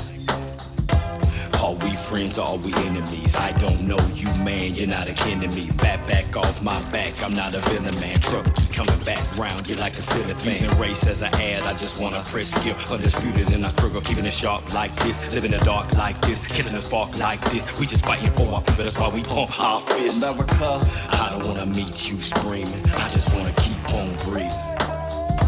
You ain't even got no reason, I guess it's just that time of the season. I don't wanna see you cry, you don't wanna see me cry. I'm looking for the tears in the sky, great day, I ain't looking to die. What you mean you don't like me? Now you wanna fight me. Chances of me winning unlikely, cause you just brought an army when I'm just sitting at home in my apartment. You ain't supposed to be in my apartment. Watch my back, cause you decided I'm a target. Look at that, they mad they luring up a target. Let's talk about the facts when we sparking up a bargain. I need to know now, somebody need to talk to me. You serve and protect, you say. I don't really know, man, that ain't really sounding like the truth. We give you our trust. I can't really care what you say, my people only wanna see proof. You know this been going that mean on. I gotta look in your eye, that mean you gotta look in my eye. I hope that you ain't selling me lies, I hope that you ain't think I'm gon' buy. Too long. Chaos on the television, watch them try to kill our vision. Too long, no more violence, social distance, I just wish somebody listen. America, you need to listen to me. I gave you everything I got, you ain't investing in me. Most times I feel safest when I stay inside, cause I don't know if I'ma die outside. This ain't a sad story. Mix me with your fake smile, speaking his story. Cloud chasing, thinking that you part of his story. You ain't down for the mission, you worse than the cop. At least he showed me he hate me and not a secret op. I ain't got no bullets, why you ready for war, man? Invaded in my space, you really cramping my floor plan. See the world stop for the death of a black man. Now we want a justice for the death of our black man. Looking at America like I'm on a foreign land. Looking at America like I'm on a foreign land. Looking at America like I'm on a foreign land. Looking at America like who the hell got a plan? You serve and protect, you say. We give you our trust. You know this been going on.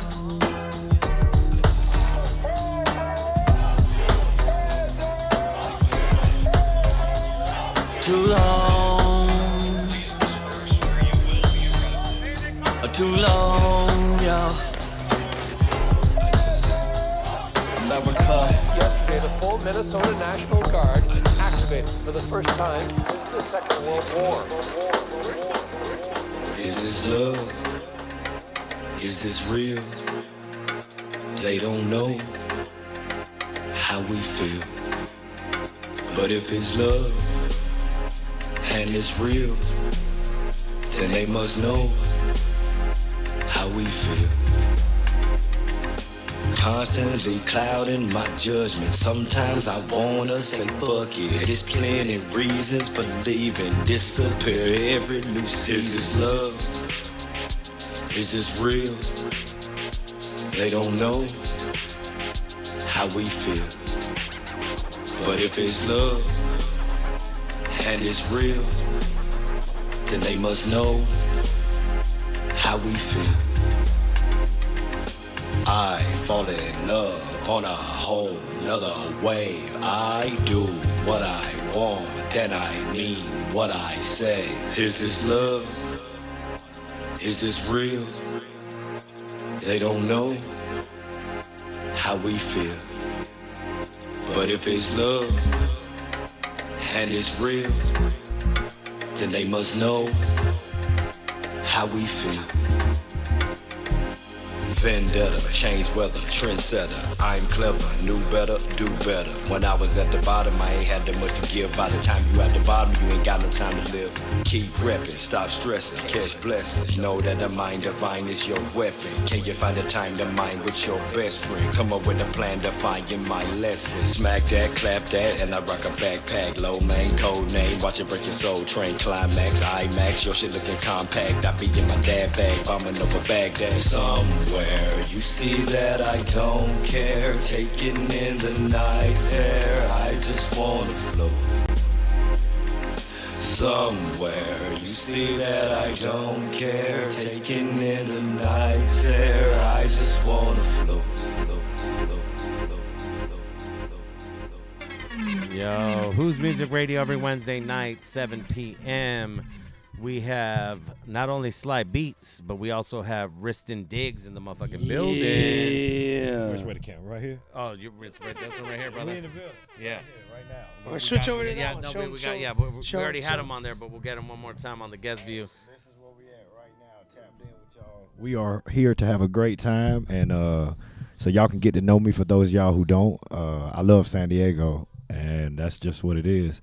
I'm not from here. Yeah, so let me get into to what I was gonna ask. So, where are you from? Let everybody know where you're from, what you do, man. I mean, it's obvious, but what you do. But yeah, facts. I'm from Paisley, South Carolina. That's a small town, population 3,000 people, right? Damn. So, yeah, that's crazy. So like that's why I embrace the city and I don't take anything for granted while I'm here. You know. Yeah. For me, it's like, coming from that small of a town, it gave me like so much humble beginnings of everything. No, you're good. You're good. Oh, okay. I'm in a position so you're comfortable. Oh, facts. Bro. Okay, yeah, you're good. So everything that I do in life, it's coming from that small town mentality type vibe. So even being here in San Diego, for me, it's just like one of them cities I've been embraced and felt like I'm just also like I've gotten so close with people out here that embrace me and let me feel like I'm even like from certain areas with them. You know what I'm saying? Well, don't forget, you got to be a little closer to the mic. So position it however you want. Okay. And just because like we had it good, and then I started. Okay, I got you right here. Just keep it in the middle. The middle works out. But yeah, man, San Diego just been one of them cities I just really fell in love with. I got so much love for my small town, but it's only so much. And what brought you from a small town like that all the way to San Diego? Originally, man, the military. I was out there doing that. Gotcha. I was doing the Navy, and I mean, really, that was just my only way of really traveling the world without knowing that I was going to travel the world. And did you just get like stationed in San Diego, or were you different places and just chose San Diego? I started off in Japan. Oh shit! Yeah. So then you stayed at the New Sanu. I stayed I was in Yokosuka, Japan. Yeah. I lived 2 train stops away from the Yokosuka Navy base. Yeah, but there was a Navy spot that I stayed in when I DJed in Japan. It's called the New Sanu, and it was either in Roppongi or Hiru. Yeah, they had one in Roppongi, but I think the name might have changed it. Okay, gotcha. Yeah, that's all it was. It was a military. That shit was so dope. Yeah. I missed the plum wine out there. Oh man, what?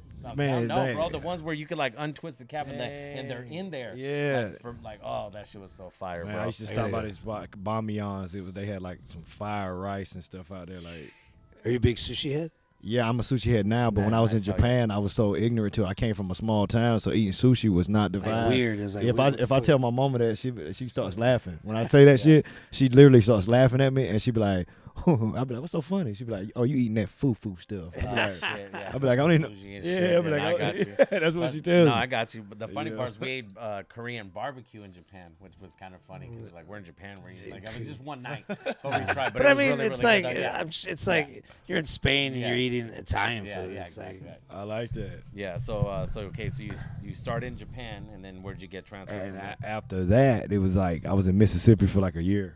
Or whatever, right? So I'm back in the South, small town vibes, And I was there just like kind of just like in an in-between place. Blues and shit, or what? Yeah, it was Meridian, Mississippi, so I was going crazy. I was just out there trying to buy like stupid spinner rims and shit. Oh shit!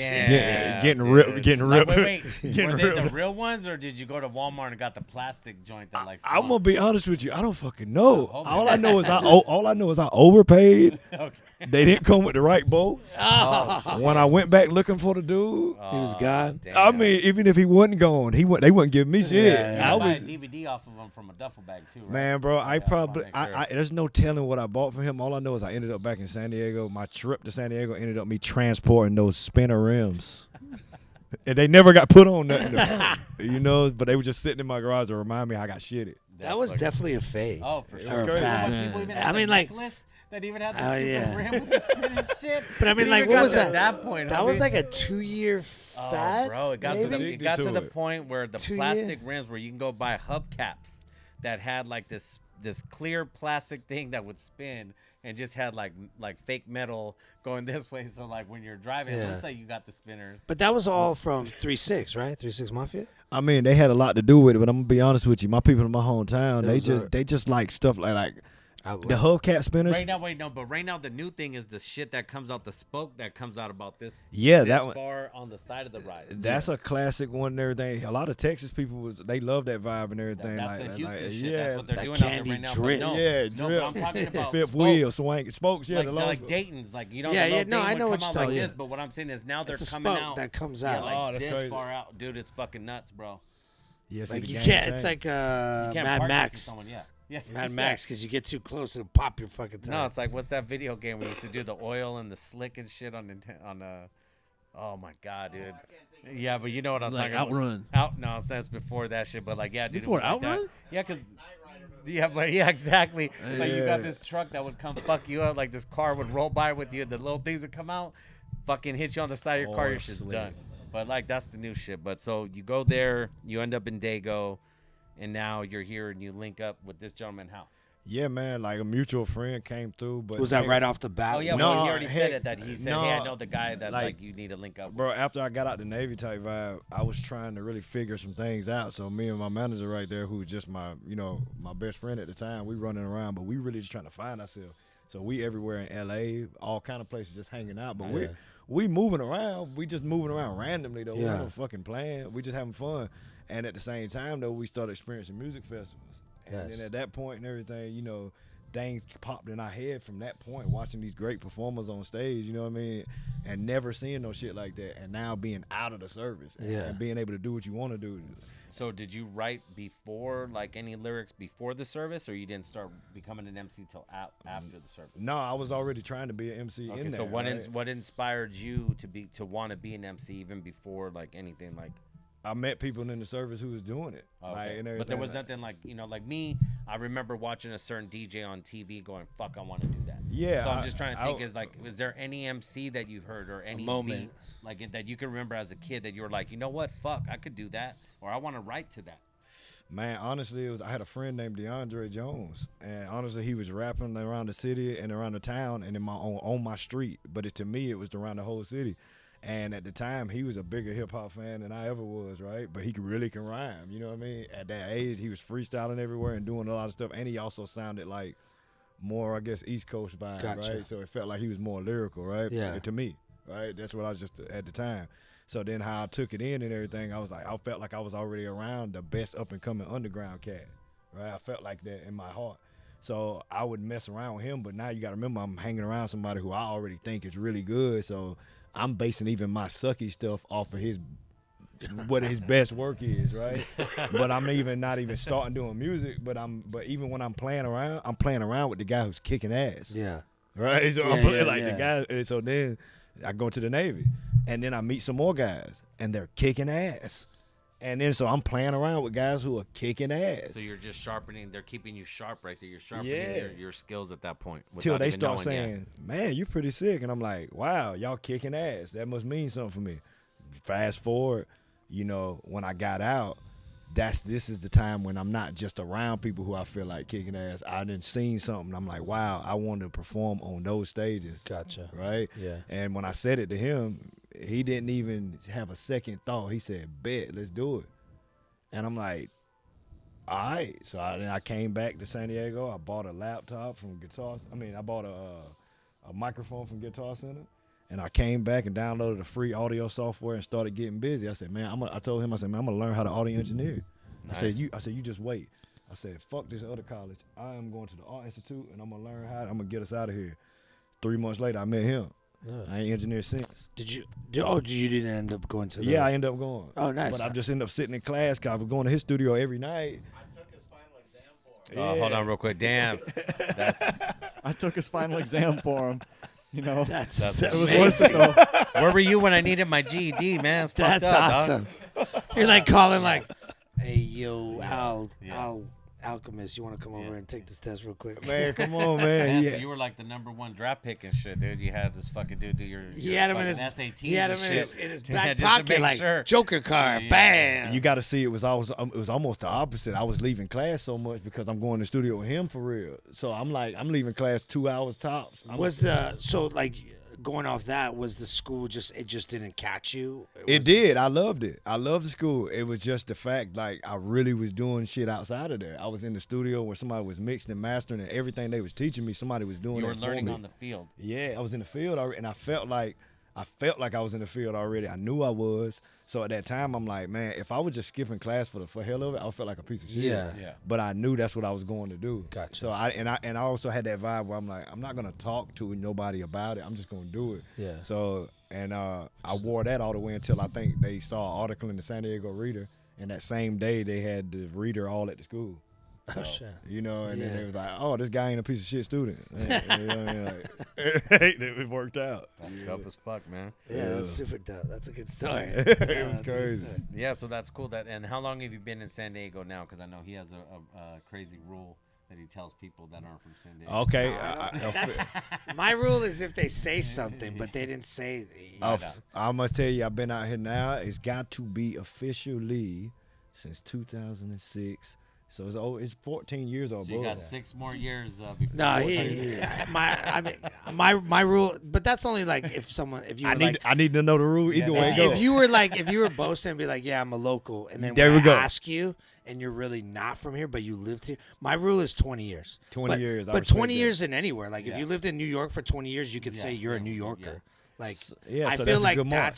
because that's like a great portion of your life. Like me, I'm in a originally city. from LA, but it's like I've been here so long that I'm literally like I consider Dago a home. You know? Yeah. I like that. But that's just I mean, that's just like a local, like, talking No, shit. but I wanted to ask because even when I meet your mark, I'll be able to be like, hey, look, I made it. Yeah, you know what I mean? To me, like if you're here for 20 years, anybody here for 20 years or any city, they could say I respect they're that. local. I always wanted to have a good benchmark. Yeah, 20 years is fair though, because Yeah, 20 years that's is a good stamp that's on your- dedication. yeah. That'll be longer than I was in Paisley, my Exactly. hometown. That's though. what I'm saying. That's why. But I'm you gonna can- say this: if you are living in San Diego for 20 years and you say you live in Diego, I would pull your fucking card, because that was the one thing I remember going back from, like when I was 26. I went back to LA, and I remember like telling people like, oh yeah, no, I just moved back from San Diego, and they'd be like, oh, you're from Diego. And that's why I've always laughed, going like, "Oh, so you don't even know it." Well, like, it's we just say that they don't Dago. get it. No, it's just that they don't know how we go Dago. We don't say Diego. Yeah, you know. But it's just like, so I just laugh. Like I remember the first time, like LA people would be like, "Oh, you're from Diego?" Yeah, I've been. Really? Yeah, like, dude, I've met famous I never manager heard it. from LA that was. They usually named, know, like, yeah, oh, Dago. and it's like, nah, dude. I we mean, say Dr. Dago. Dre yells at Dago to the No, bed. because he goes He from does. Diego to the B. He says Diego. He does say Diego He to the says Bay. Diego He to does the say Bay. Diego to the Bay. Okay, Yo. I stand. So I'm just I letting stand you know, bro. corrected. Like, yeah, I'm just but that's letting you Dr. know. Dre. I don't even Yeah. give a But- fuck. He can say. but it. I I'm just like saying their a lot of people politics. say that, and that's how you know, and that's where I was like, nah, that's how I know. Like, if you've been to San Diego at least a few times to perform, and you've hung out or you know someone, you're gonna say Dago. If you say Diego, I'm like, you're not really from here, dog. You don't get it. So that's my thing. So you're telling me if I say Diego, I'd be like, you're the only motherfucker I know that's from here that says. and it. I'm What I gonna would say it now. But I know that you're from here, so it doesn't really matter. Diego's a kid's cartoon. Yeah. Is it? Yeah, well, it's Diego and Dora and all that shit. Or It whatever. is though. That's a fact. So. Diego. But if you are, like from TJ or something, you could say I'm from San Diego, so I get it, Diego, but it's like we say Dago. I want to go to San Diego. Yeah, there you go. San Diego. Yeah, I like that. San Diego. So being in the music industry, like, what would you say is like your smartest decision and your Like maybe not smartest decision. It's the How smartest. he says, like, what's your stupidest decision? No, but like like as a learning, like Yeah. obviously it's not dumb. No, It's I like know, a but learning. What's a bad experience and a good one? You know what I mean? like out what's of the your decision. smartest? Yeah, the smartest decision was like just following, like being able to work with a team and follow somebody else's lead. Like when I was listening to my manager, like he told me a long time ago, like, yo, put effort into your performance. You know what I'm saying? Make sure you're doing cardio. Make sure you're running. Make sure you're doing X, Y, Z. Those habits help me build like a real strong regimen, which is really, really like what I stand on, right? And then some of the worst mistakes I would ever made was ever getting in my own head, like second guessing anything, We're all our own worst going critic, though, back, man. changing stuff when I was like, oh, okay, why'd I even change that? Like lyric wise? Yeah, like lyric wise, or even just like second guessing myself in general. Like when I don't even think about being dope. I just gonna create, and I know like I've been creating for so long. Why would I create bullshit? Yeah, that's the best way. You know, so that's the best In way. the beginning, did you ever like write something and then go back and be like, "Fuck that, I'm rewriting it." Yeah, like, facts. over and over, like, cause that's I could see that being, you know, like as a DJ, if I'm doing cuts for an MC, I might listen to it and go, you know what, fuck that, I could do it better. I'm gonna go ahead and redo it. So as an MC, since you were talking about how like, you know, you wanted to, you know, now you don't give a fuck, you just do what you do. Yeah. But back then, I'm assuming that's what you were doing, was kind of writing some shit, maybe second guessing a line or two, rewriting maybe. Yeah, all the time. But like, I know, for way to where nobody else was noticing, I was just harboring that shit. You know what I'm saying? I was holding on to so much that I'm stressing myself out to be prolific for everybody else I'm around. So at the time, you know, I would just put myself through it. Yeah, and it was like, it was only a mental me versus me thing.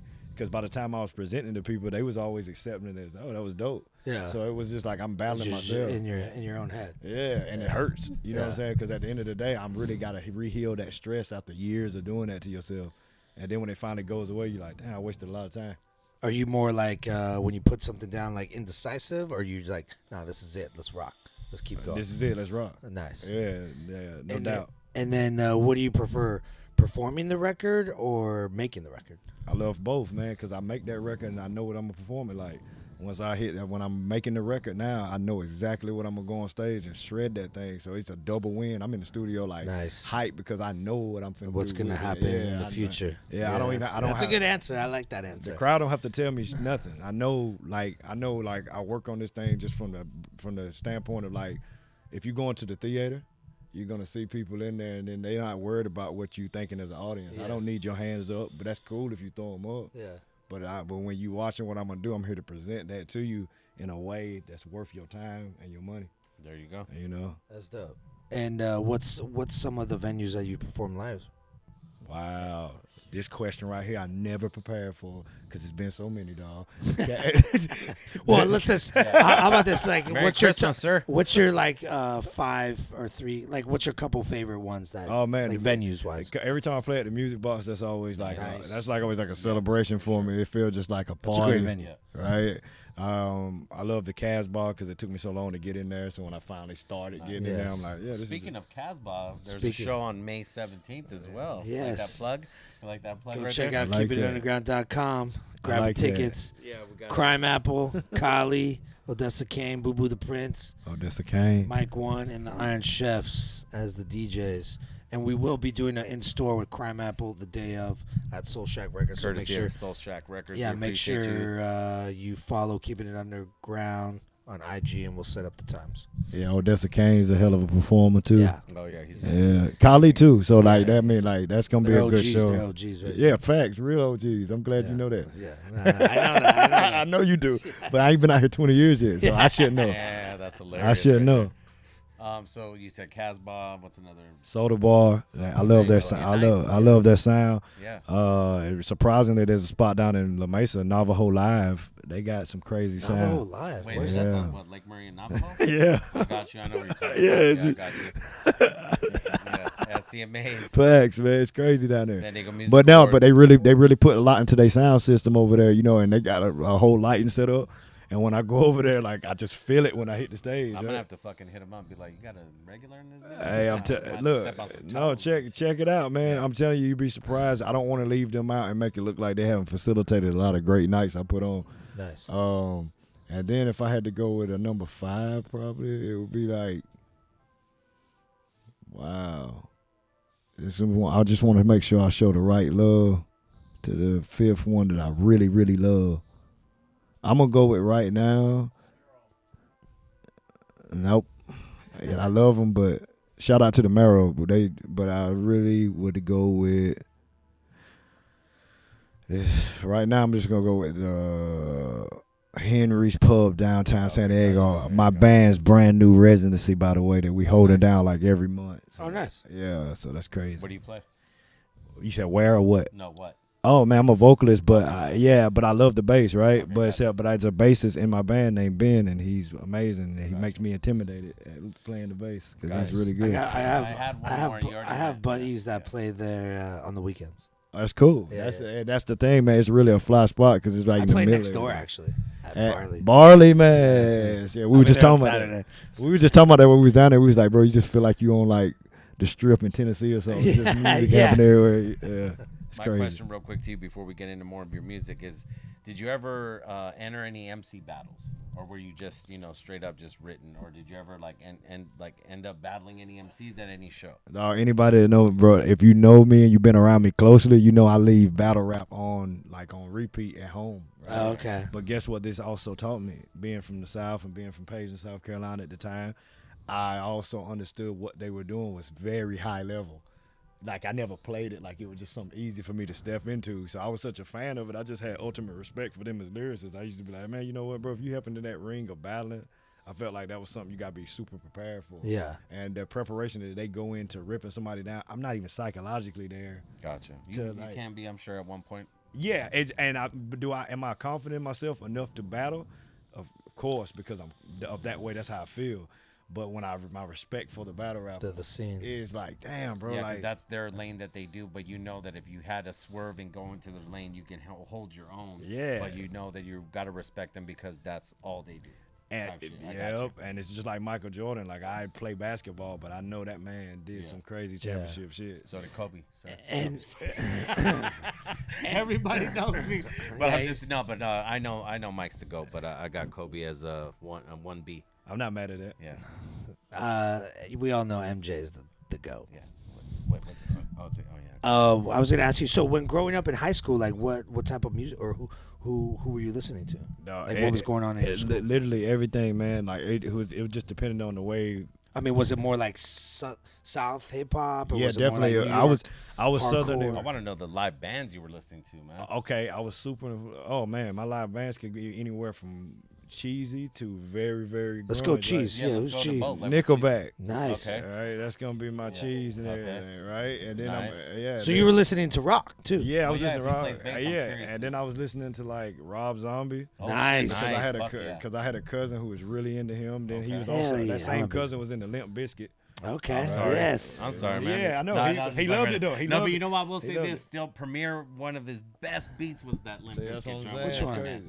The Nookie? No, I'm just no. playing. Together Now? Yeah, Together Now, bro. You think that's his best beat? No, I never said his best. I said one. Yeah. I mean, I think it was a throwaway beat, to be honest with you. I don't know that. Doom, doom, doom, doom, ding, ding. And then the way Meth comes in.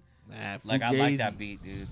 See? I like that beat. But I give it up to Limp Bizkit. They had a moment. They did. They really. Limp Bizkit had a moment, and then of course like Linkin Park.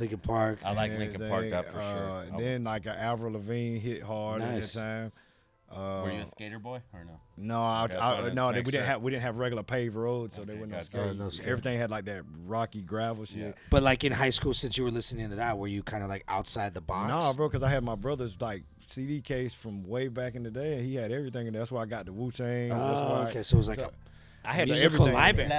I had everything, and I didn't know where people were from. I was just putting in CDs and listening to them because I thought I had the most music. I was like, wow, I got this music library. That's dope. So I got this Big Pun record, and I'm listening to like all the cuts. So I'm getting into the end of the album. I'm hearing like, I'm laughing at you. I'm laughing at you. Yeah. I'm like, bro, I would have never heard these records on the radio, right? So I'm listening to that stuff too.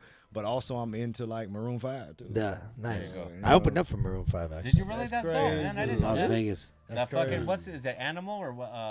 Yeah, they have a that song. song. I actually like that. I thought that was dope because it seemed like you could tell like it's a sample. They had like production. It was in at the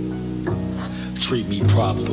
I'm off my dog collar, let my people prosper. IRAs that stock dollars, Mr. Uchiwala. Always knew I was problematic, it was automatic. Opportunities gotta grab, don't be giving up.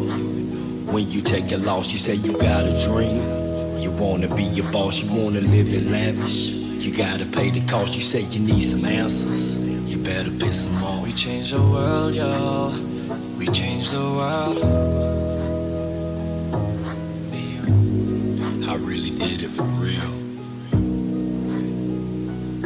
Who changed the world, y'all? Who changed the world? Who changed the world for you? I really did it with skills. If a tree falls into the woods, does it make a sound? If the volume doesn't reach him, should we play it loud? Lots of pain being dealt, we convey it now. Say the names, but the syllables are fading out. Taught to stay strong and just play along, but the record's getting broken with the same song and dance. I won't talk about my parents, just know that they gave everything to give me half a chance to hit the starting line. I thank them all the time, but even once your feet can hit the sand, they draw the line. Tell you what you can do or can't do, entrance you until the lullaby. Another double fly, let's change the world. Let's change the world. I wish it would change. I wish it would change. We change the world. Hey, Diggs, it's Waistline. Guess what we doing tonight? Well, you just gonna have to find out. Making money on the scene, what is up with that? Getting older every day, still I love to dance. I ain't messing around with you if you is not my team. I ain't messing around with you if you ain't got no dream. Give me everything I need, I'm so in love with that. If you asking for some money, I'ma need it back. I done used my whole life to find the power in me. Use the rest of my life just to make you see. Hello Julie May, how you doing? I was hoping I can gather some influence. Everybody looking like you too stupid. To that stupid thing you doing, get you too rich. I'm screaming, Get it on.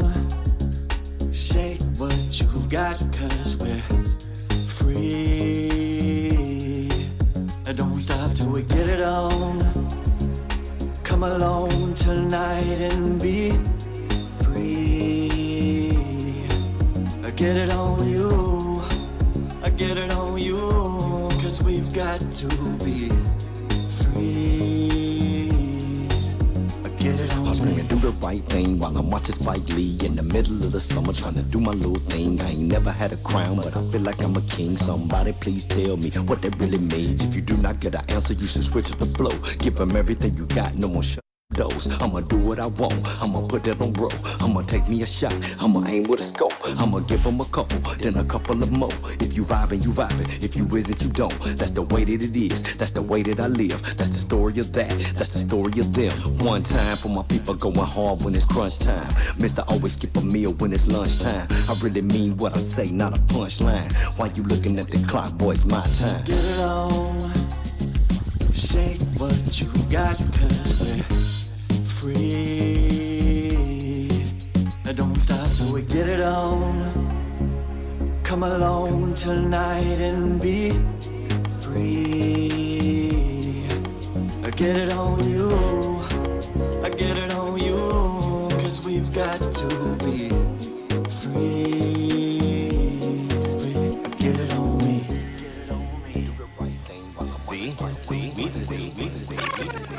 Who's Music Radio every Wednesday night, 7 p.m. We got Riston Diggs in the Mickey Ficky building.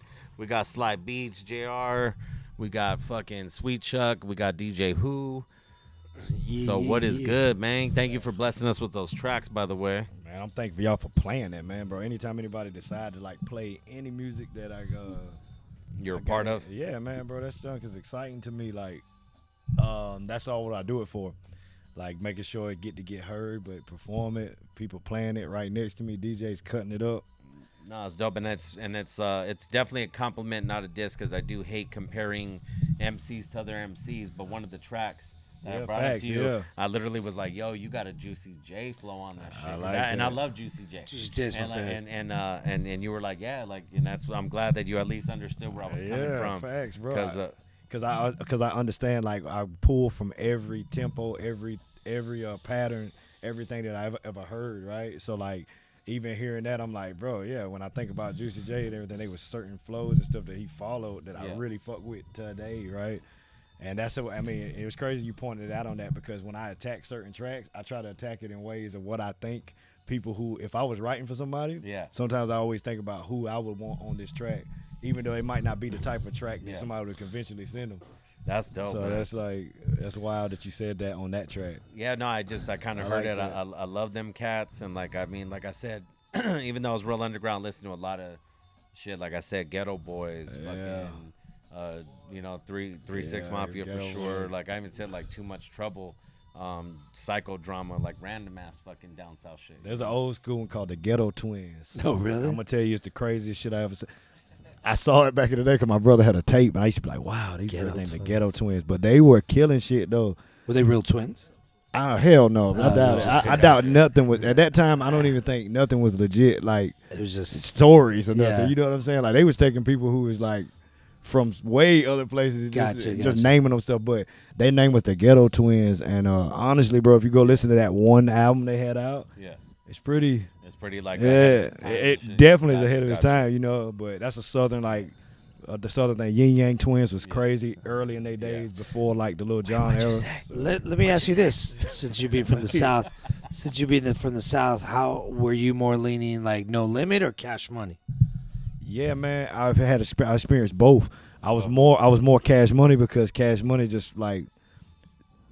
They had that Juvenile and all them had a lot of image that I related to more. Yeah. You know what I mean? No Limit was more like guys I consider like OGs or what I was coming up. You know what I mean? So going back to what you said in the beginning of taking different cadences from other MCs, that's dope that you're one of the first people to bring that up, that you take a little bit of certain MCs, because as a DJ, and I'm sure Who and Sweet Chuck know this, but you know, we listen to certain DJs and we see certain styles, and then we have our own, but we're also pulling a little bit from certain people and then kind of giving it our own version flair. of it. Yeah, our own little spice, and you're doing that as an MC is dope. Heck yeah. Did you have something to add, Sweet Chuck? I was gonna say, I got my own style. Damn. Hey, I respect that though. I wanted to ask you because you brought it up just recently.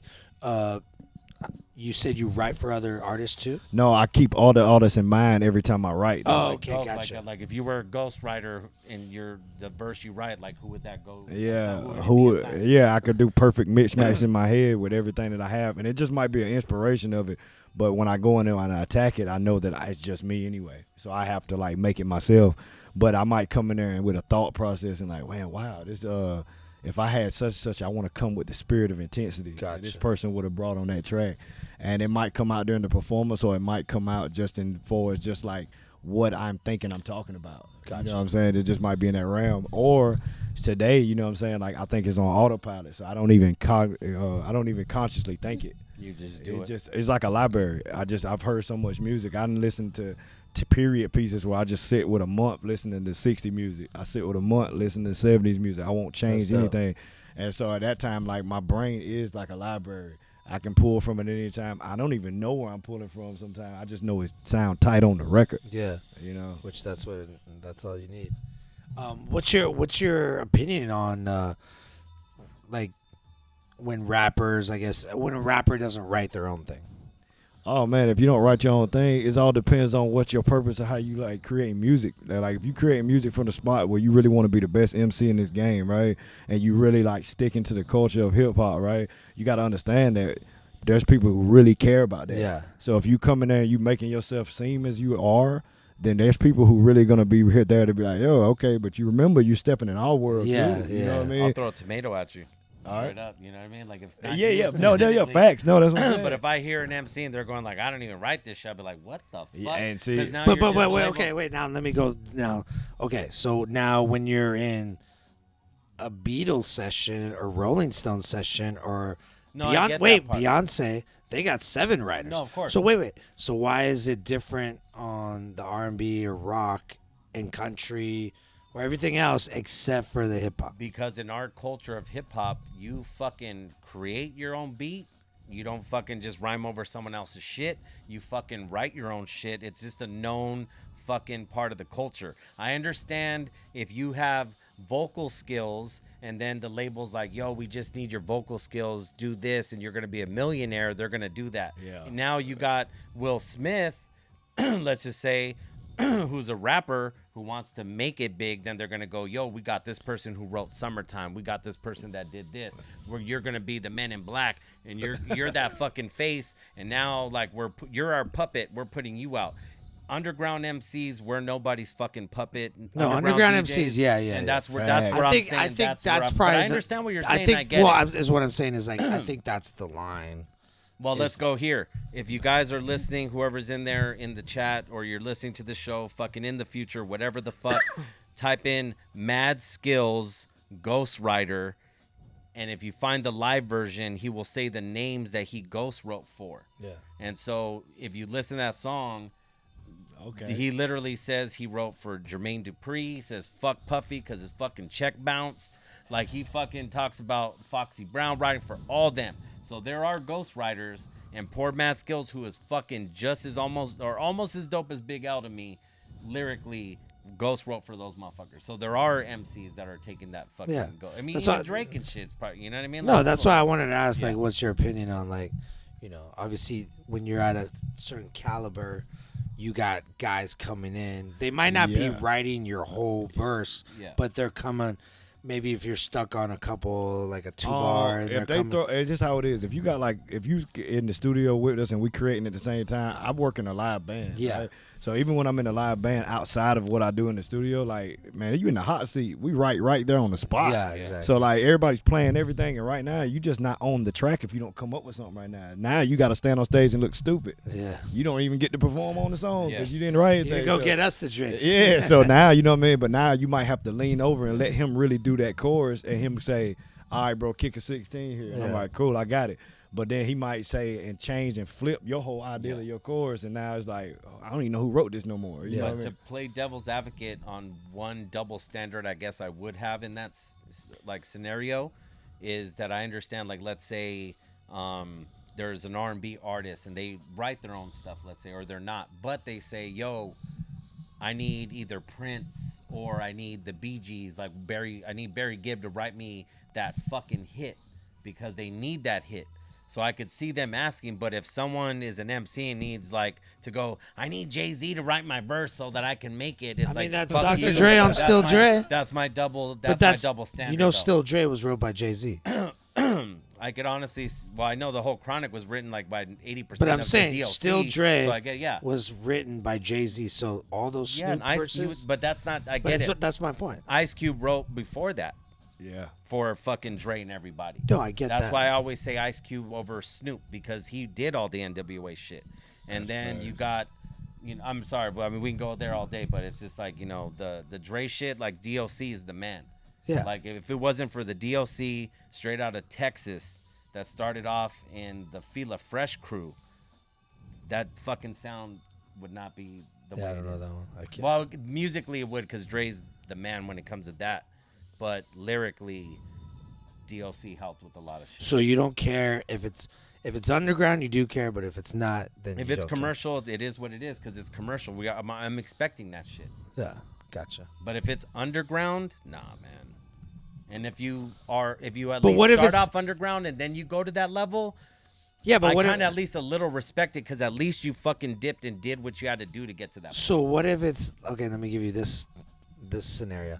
What if it's a producer and he believes in this rapper, but the rapper isn't up there, but the producer's writing the rhymes for him, but then as it goes, the artist is writing his own rhymes. Like it's going backwards, like he's having the ghostwriter and then he starts learning. The producer how to write is his the own shit. ghostwriter, making the beat and writing the lyrics. But as time evolves, the rapper is writing his own lyrics. And are we talking underground or commercial? Underground. Underground, I would still think that's kind of lame because it's like, yeah, that's cool that you started and you were able to write, but you didn't. You should have started the other way. That's just how I look at it as a culture. Yeah, I don't. But I understand. I see it. I see it. It could still go the other way because you're learning. It's a learning process, and you start at zero. Yeah, but you should learn because you want to, or learn. Well, of course, he wants to get learn. lessons at least. Like, don't just have them write the shit, or at least have at least a little bit of say in it. Like, well, I would want to say this, and then have that person go like, okay, well, I would say it like this, and then kind of maybe meet in the middle. Yeah. But I'm just when it comes to underground, to me, I'm a purist in the sense of like it's gotta be that. Yeah, it's gotta be that fucking. We have a certain way we lived back then, man. That's why I don't like. Chad, biters, let's ask bro. the moderator. If I, Chuck. like honestly, like okay, Sly, grab the mic. This is for you. if you're friends with another producer in this day and age, Of course. and you say, "Yo, check out these drums I found. I'm gonna use this shit or a sample," and then, you're. In my mind, I'm confiding in that person, like, yo, this is what I'm gonna work on. Now, if I hear after that, after showing you that you worked on that same shit, it's to me like my old school ways kick in, and it's like, nah, dude, you're biting my shit. Like, what the fuck? Like, you wouldn't even know that. Like, and that's just the old school mentality. Now, do you feel that same way, or are you different, like in that thought process? Not at all. I like setting the parameters. Hey, I want to collaborate with another producer. I've got a kick-ass drum loop that needs respect. Please come over and bless these drums, and let's see what happens, right? There's no expectations, but I like, setting your parameters and see what comes out of it. Gotcha. I'm just saying, like, if, let's say you showed Sweet Chuck, hey, I'm going to work on these drums. And then all of a sudden, Sweet Chuck's works on the same drums you just brought to his attention. There you go. Now, would you take that as like, what the fuck are you, like, you're biting my shit and get that like underground battle mentality? Or would you be like, well, fuck it, I guess on to the next? Like, I'm just curious. Not even on to the next. Yeah, because I You know can that do your there's own just different- spin-off of it. There's different ways of mentality of like how you grew up in my culture my era. It would be like, nah, bro, like now we got to battle for it.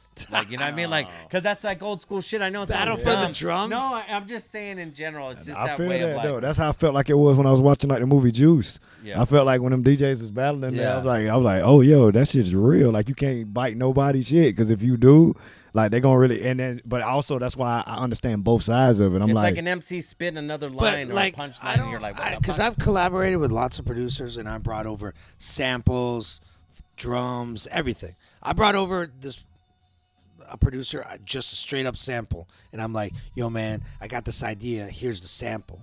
Were you And guys working together?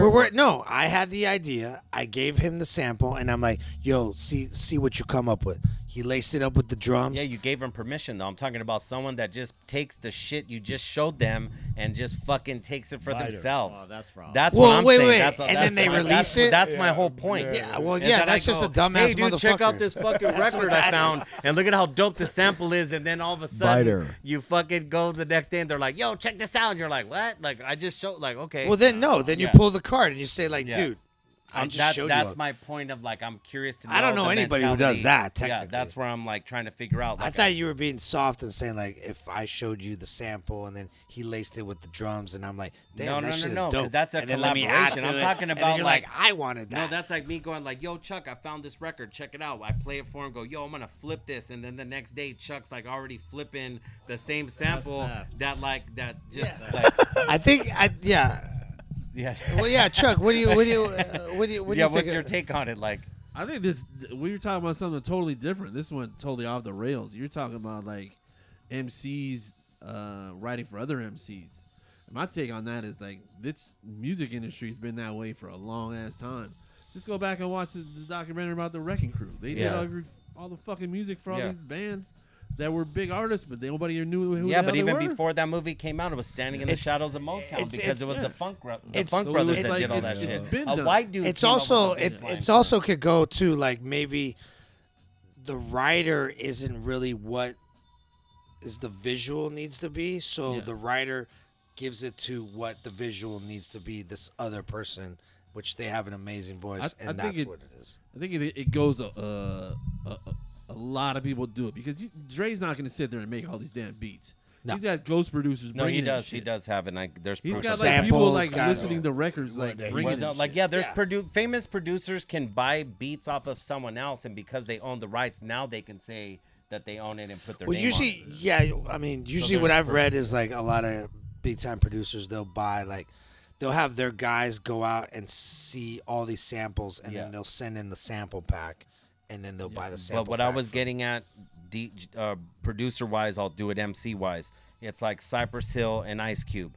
Cypress Hill shows Dre, yo, check out this shit we're working on, throw your sign or whatever in the air, and then all of a sudden he fucking takes it, kind of at least he flips it a little bit, and now he's throw your set in the air. Now you got King of the Hill and Cypress Hill dissing Ice Cube because they were like, yo, we showed you this in good faith and you took it, and that to me is biting. And that's that is a direct happened. Yeah, that's you know a what I bite. mean? So that's all I get that. Yeah, I get that. So I'm saying use that as the same as a producer thing, where you go somewhere, you show someone, and then all of a sudden they're taking. Yeah, if I show you a song that I made, and then you go grab and make the same fucking song, yeah, I'd be like, dude, what the fuck? Exactly. I'd be like, you can't make your own shit. But, I get that. But also at the same time, if you found something, it's somebody else's. It's not yours. No, it's not. It's not. But yours. like, if I showed you a song and it had the specific sample, and then you grabbed the sample and made another song, I wouldn't be mad. Yeah. Because I'd be like,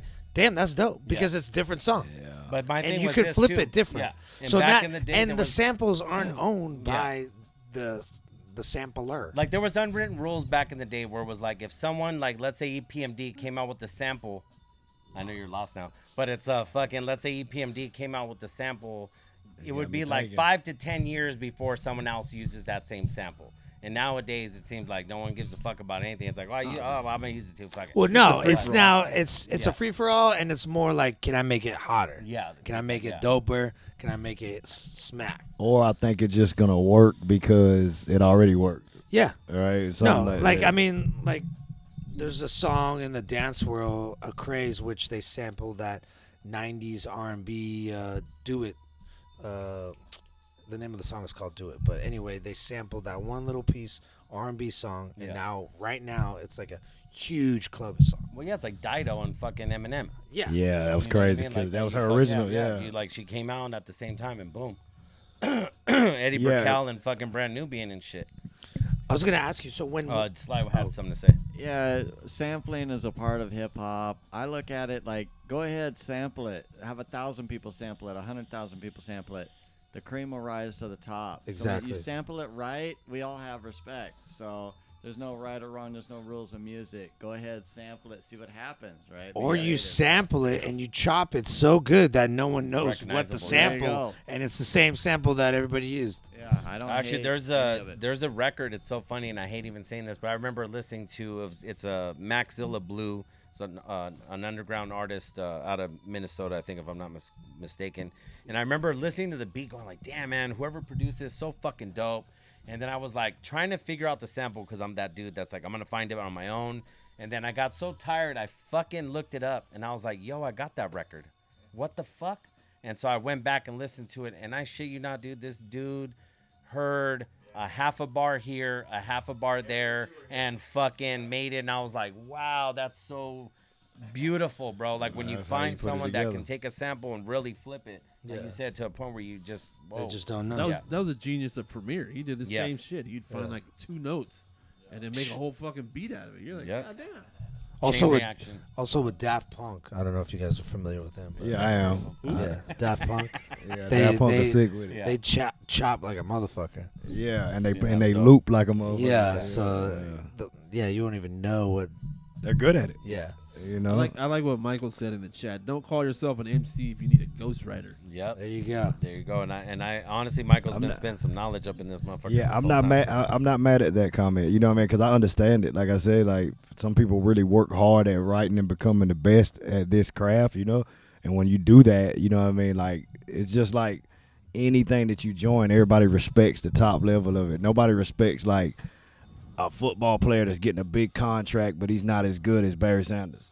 You know Barry what I'm saying? Sanders, the And you all-time like, oh, man. well, I'm not even a Lions fan, but I know that's the man right there, bro. That dude would juke you out of your fucking goddamn cleats. exactly. But let Super Bowls tell it. They might say somebody else Yeah, better. You know, so that's exactly. always look And at it's it. also like, preference as well, majority of the time when it comes to certain things. But just to get back to the subject of you guys being here, you guys have a single, Ecstasy, Yes, which is indeed. voted for Best Rap Song in the San Diego Music Awards, which you can vote daily. Yes. I said daily.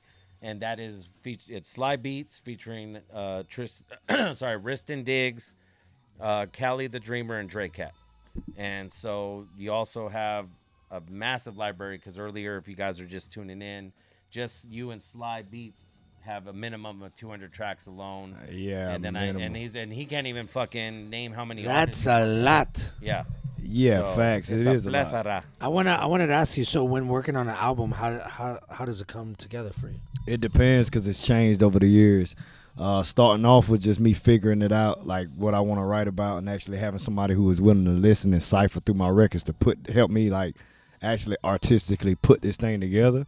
So before it would just come and just write a bunch of tracks that don't sound alike. That was my approach, right? And then my approach shifted to like, okay, wow, when these producers throw me something, I'm just gonna go in and attack the record, and then I don't even got to look back at it. Gotcha. Because I know that when he goes in there, he's listening from a fan perspective. You know what I mean? Gotcha. So he's also a fan of how albums were put together, right? I was just a fan of songs. I like it, song. So putting together a project for me might not be the best idea for me because I might just be like, man, put all the slaps on there. Yeah.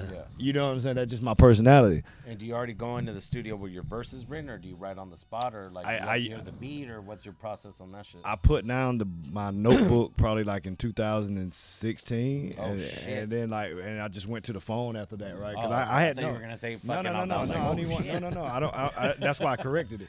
Because I want to make sure I keep it real with it. Yeah. When I was filling up notebooks, I was a different kind of writer. I wanted to prove to myself that I came from that era, that I really can write in notepads, and I did a lot of it. I filled them up full of it, and I filled them up with a lot of stuff that never came out. And then I went to the phone and stuff because I started challenging myself to write at the studio. Gotcha. Because he kept on telling me like, hey man, if you write in the room, you're gonna write how you hearing yourself already, and that changed the whole dynamic because. Now I'm in the studio, and I'm also the way he has everything set up. It's pretty much sounding how I'm gonna sound on the record. Nice. So you know what I mean. So if I can hit that point in the studio, I pretty much already know whether the song is good instantly. That's instant reward. Yeah. So like I fell in love with writing in the studio. Now, do you make like a bunch of songs and then you pick and choose which one, or do you make a song and you're like, as you're making it, you're like, this is album, this is album? Man, I create songs every week, every day if I can. I don't care. As long as we're in the studio, I'm walking out with a record that night, no matter what. I don't care if I hear that record again in my life. Gotcha. But that's just the consistency. My job is a recording artist. My job sometimes is a performing artist. My job sometimes is just to go to sleep. But either way it go, when I'm really, really recording and everything, I'm not recording for no other reason than I'm genuinely a recording artist. Like that's what I want people to give me money for. Yeah. To prove that I do that. So every time I hit the studio, I'm gonna record something. I don't care about I don't plan the album. Now when I have gotten other producers, they might say, let's do an album. And they send me a pack of beats and I attack those beats and saying like, this is the album because this is all you gave me. Yeah. Right, so of course this is gonna be the album. So I might conceptually go into it at that time saying, all right, I'm gonna write a different type of song to give you a plethora to choose from. Gotcha. But it still ain't my decision. So whatever they send you, you kind of just write. You don't go like, I like this one. Can you send me some more? I don't refuse none of them. Nice, fuck, nice. Yeah, no. Fuck yeah, bro. I've never heard any. Yeah, no, I don't think I've ever heard anybody. Respect to that shit. No, I'll take on all of them. Every chance is a chance to do something that I've never done before. Shout out to Mantis and Benji. Congrats to Benji. Shout out. And then as an artist, which do you prefer, culture success or like commercial success? It's got to be organic, man. It's real. I'll take the money if it's organic. If we all making money together, we working together. Yeah. If it's got to be where I got to think about my what's my morale to me? What's my code? What do I believe? Stay true to yourself. Yeah, if I'm true to myself. So my thing is like, I mean, like you wouldn't decline like a Coca-Cola deal. No, I'm not going to decline a Coca-Cola deal. I'm not going to decline but I'm not going to decline a deal right off of El Cajon Boulevard either. Yeah, that's know. So like, I'm also the same guy that I'll go. I'll leave here tonight and go play for 2 people. 54th and El Cajon, right there. In the sense of like, if Coca-Cola's like, yo, we got this deal, and then all of a sudden you start reading what it is, and you start going like, I don't even believe in this shit, or I don't promote. Like, would you actually step away from it, or would you still take the check? Take the bag. If I walk into everything like this, right? If you're coming to me, I'm so organic. By the time you came to me, you should already know I'm gonna turn something into a piece of dope anyway, right? Now, if you say, "Hey, we got complete control over this and everything," I don't think you did your research on me anyway. So you might be wasting your money. If you're willing to waste your money, I'll take that from you, right? Gotcha. Now I will, but I don't want you to. I hope you did your research to know I'm gonna make whatever it is dope. But so if Coca-Cola come and they got some whack turns, I'm like, Like, how about we do it like no, this? because there's an MC on one of the documentaries we watched. Shout out to Breeze, and I forgot which MC it was, man. Where he was on there from LA, and he even just said like, man, I fucked up, like. He didn't take the deal? Yeah, like he did something where it's like, fuck, man, like it was something with Dre. I want to say like. I mean, like back in the '90s, everybody was like, "Oh, you a sellout, you sold out." Exactly. Yeah, for no reason. Yeah, but you that was literally for no reason. Yeah, because I mean, everybody was trying to get money for their family. Yeah, that's what I'm saying. Like, so wait, a sellout wouldn't be like an athlete signing a $10 million deal with. I actually saw a documentary that Master P said some shit where I was like, wow, man. Like, he basically was like, keeping it real and this shit. He goes, you know what? Fucking me getting my fucking family out of the ghetto and staying a fucking live is keeping it real. Yeah, and I was like, damn, dude. Like, he was like, do I want to fucking go back to that shit? Like, I was like, man. No, that's the whole point. But it was dope that he was being honest. Yeah, to get your fam. That's what they called Hammer a sellout for doing KFC. Yeah. And see, like Mary J, I think even got Mary J. I think got fucking shit for that too. Mary J. Man, if I'm not mistaken, Oprah got shit for that. Oprah was selling chicken and went to grilled chicken, and I ate a lot of it when she was doing her deal of it. But they don't say KFC the best for us, but she was giving free coupons out for that shit. So I ain't under your seat. Shout out to KFC. KFC in my hometown is still a staple. So shout out to KFC. Man. And let me ask you a question. So so from where you're from down south, can you tell a difference of the KFC from the West Coast versus like when you're out there? Yeah, of course. Oh, okay, that's I'm just curious to see if there is a real difference. Yeah, I would assume.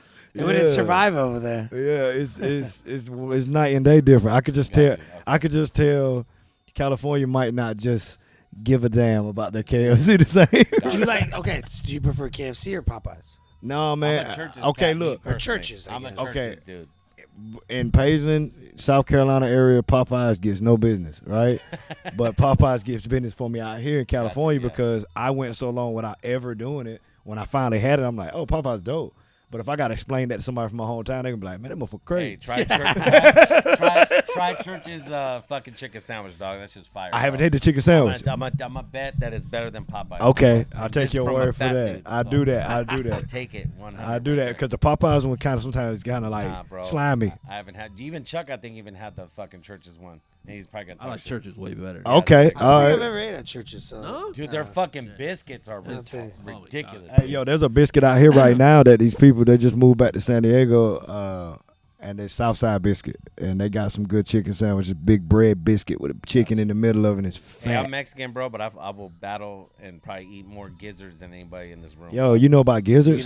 Dude, I eat chicken. Let me tell you this: Louisiana hot sauce with Food tartar Network. Sauce is how I Wow, fucking you know about gizzards, man. That's My impressive. boy even hit me up the other day. Oh yeah, no, dude, and watch the fucking King of New York. That's impressive. Gizzards, he man. orders it the same way. Don't forget my tartar sauce. But gizzards. My boy even was like talking about making fucking greens the other night, and he laughed because I was like, "You put fat back in it," and he was like, "Man, what you know about?" And I'm like, "Bro, come on now." Yeah, collard greens is the shit. I try to add like cool beer turkey bacon with it and stuff now, and try to like substitute some of the old ways of doing it, but collard greens still slap to me.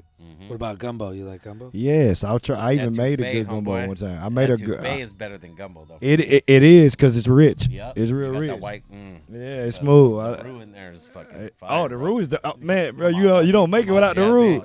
You know what you're talking about, man. Y'all had frog legs before? I just had snails actually for the first time, bro. Like a month ago. Damn, I fucking had escargot for the first time, bro. Gator, right? Yeah, Gator's good. Oh no, actually, Gator's like a light ass chicken. It is, man. Gator sauce, alligator sausage is like spot on. That's some New Orleans shit, though. Yeah, it is. That's how I got all that alligator baked macaroni with the noodles. Best sausage I ever had was venison sausage. Venison sausage. Deer sausage. Oh yeah, man. Woo. We just had a deer. Dude processed all the deer meat for us. Brought it to my parents' home. And I mean, we got like probably like a winter's worth to feed 3 families down there. That's crazy, bro. You know what I mean? Like right now, like of deer. Have you heard of Crazy Burger in San Diego yet or no? How you spell the crazy? Crazee. I've seen it. I didn't go so yet. Check it out. So they have alligator in there. They got camel. They got fucking buffalo, ostrich, like they got boar, they got fucking everything up in that bitch. They got camel in there? They got camel, bro. I'll try the boar. Yeah, I've had boar. have Boar's lizard. pretty good. Buffalo's good. Boar, ostrich. But Camel? Rabbit's the worst. Rabbit's literally the worst meat I've ever had in my life, though. It's gamey. It tastes like a spoon in your mouth, bro. It's worse than duck? Oh no, duck is good. It's just Duck greasy. tacos. Duck Yeah. is bomb, but greasy. I ate a duck. I was eating duck for a while, man, and I thought that shit was seafood. So that's Because it was just so slimy, because it's so greasy. it just got the vibe of seafood. Duck tacos are pretty legit. It's that rubbery. Yeah, it's a rubbery. But see, that's the thing about it. I was going to Sammy's Wood Fire Pizza, and I was eating duck tacos. Boulevard, shout out to La Mesa. Yes, man, this is La Mesa, man. I'm telling you, I'm giving La Mesa so much prep. I live for there, the- bro. We're You gonna have know, to kick it, dude. bro. I You swear already to God. know, bro. What do you? They got like that Konnichiwa sushi downtown La Mesa. No, but I don't. If I'm gonna be in La Mesa and fuck with some sushi, it'll probably be maybe. It used to be fucking Osaka on Lake Murray Boulevard. Okay. No, not Osaka. I'm tripping. Arigato. Osaka is where I go now. It's in Mission Valley. Okay. Just for some cheap, like, good shit. Yeah, see, I don't mind, bro. I'm just a viber of La Mesa, so I just be You floating. been at Gus's in La Mesa? Because that show'll change your life, homeboy. No, I ain't joke. been to Gus's. I'll even take you. Okay, I'll hold your word to that because I want to rock No, with it. yeah, it's a fucking. Look at this guy.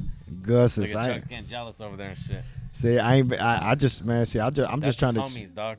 I'm just trying to experience it all. Nice, you know? man. That's good. That's good. I love San Diego. Yo, Riston, I just want to say thanks. It's Sly. Thanks for popping in, man. Man, we happy Appreciate that. too, man. Do me a favor, everybody. Let everybody know what your socials are. So, Chuck, if you can slide the mic over, let this gentleman know, and then after he Sly _ beats on Instagram. Blessed to be with these guys. DJ Who, DJ Syko, Sweet Chuck over here, JR, Riston Diggs. My God, thank you. Nah, we appreciate you Thank guys. you, man. And what's your social? Man, you could just type in Riston Diggs on everything. That's Riston. Last name Diggs, Diggs. And I mean, literally, that's on all platforms. So just rock with me. If you haven't rocked with me, do it. If you have, I appreciate you. Stay coming out, man. Come out to a show or something. Do you have a show coming up? Yeah, man. I got shows all the time, man. Like What's your I got next show? Plug it in. April 2nd on the Wonder Bus at the rugby game for the San Diego Legion. Nice. And then I have a couple of my band shows coming up that we're gonna be doing Henry's. So you could check us out towards the end of the month, right? At Henry's downtown on Thursdays. We got a residency at the Salty Frog, so you can check us out there every month. The Rabbit Hole once a month. Salty Frog in Imperial, right? Yeah, down in Imperial Beach. The Rabbit Hole over in Normal Heights. Oh, Normal, yeah. Yeah, Adams over there in that whole vibe. We hold down another residency at Navajo Live back in La Mesa. And Hey, what's the name of the band? The Gravities. The Gravities. Yeah, the Gravities. I mean, they just like one of the hardest working bands that I've been a part of, that I've ever experienced. And they took me in, and we've been rocking for going on about 3-4 years now. And they can find the Gravities through your. They can find the Gravities through my page if they type in Riston Diggs on anything, because we attached to everything. Just like you can find Sly Beats through everything attached to me. But Boulevard Experience. The Boulevard Experience, everybody's under the same umbrella, right? Boulevard Experience, everybody. And real quick, how did you get the name Riston Diggs? That's my real name, Oh, government name. that's you know? even better. Yeah, that's like it's just like my mom named it. I grew up down there with everybody. I was always saying like, "What's that, huh?" And then later on, when I got older, everybody was like, "Yo, that name tight." And I'm like, "Damn, I'm glad it's my real name." Yeah. So then I was just like, "Fuck it," you know, Riston Copyright Diggs. that shit. Hey, Yeah. as long as you're not named Walter, you're good. Yeah, see, You and know that's what I'm saying? saying, man. It's like I fuck with the name Riston today even more because every time it's like people are like, "Yo, I never heard that before." I'm like, "Good." That's dope. Gotcha. And just so you guys can hear it one more time, you guys can vote every day or once a day.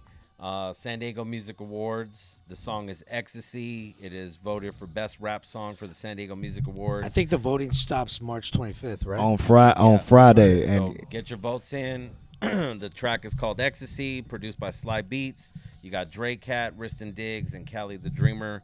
And I believe we should have Drake Cat and Cali the Dreamer Next week. Yeah, so my stay favorites, tuned man. for part 2 of this. And don't forget to follow us on IG, Who's Music LLC on IG on all platforms. And Actually, don't forget to buy your tickets for that Crime Apple show because they are going fast. Believe it or you not. want to throw up that We're flyer not on trying there? to- yeah, we're not even trying to bullshit. Yeah, and make show sure that. we're throwing a hip hop event. Crime Apple, Kali, Odessa, Boo Boo, Mike One, Iron Chefs, at the Casbah May 17th. appreciate Soul Shack as well. We're gonna have a a personal in-store. If you want to meet Crime Apple before the show, you want to get some shit signed, come to Soul Shack. We'll keep you posted with what time, but it should be the same day as the show. Yeah, make sure you follow Keeping It Under G on IG and grab those tickets. We'll see you next week. Who's Music Radio every Wednesday night. Peace. Jill.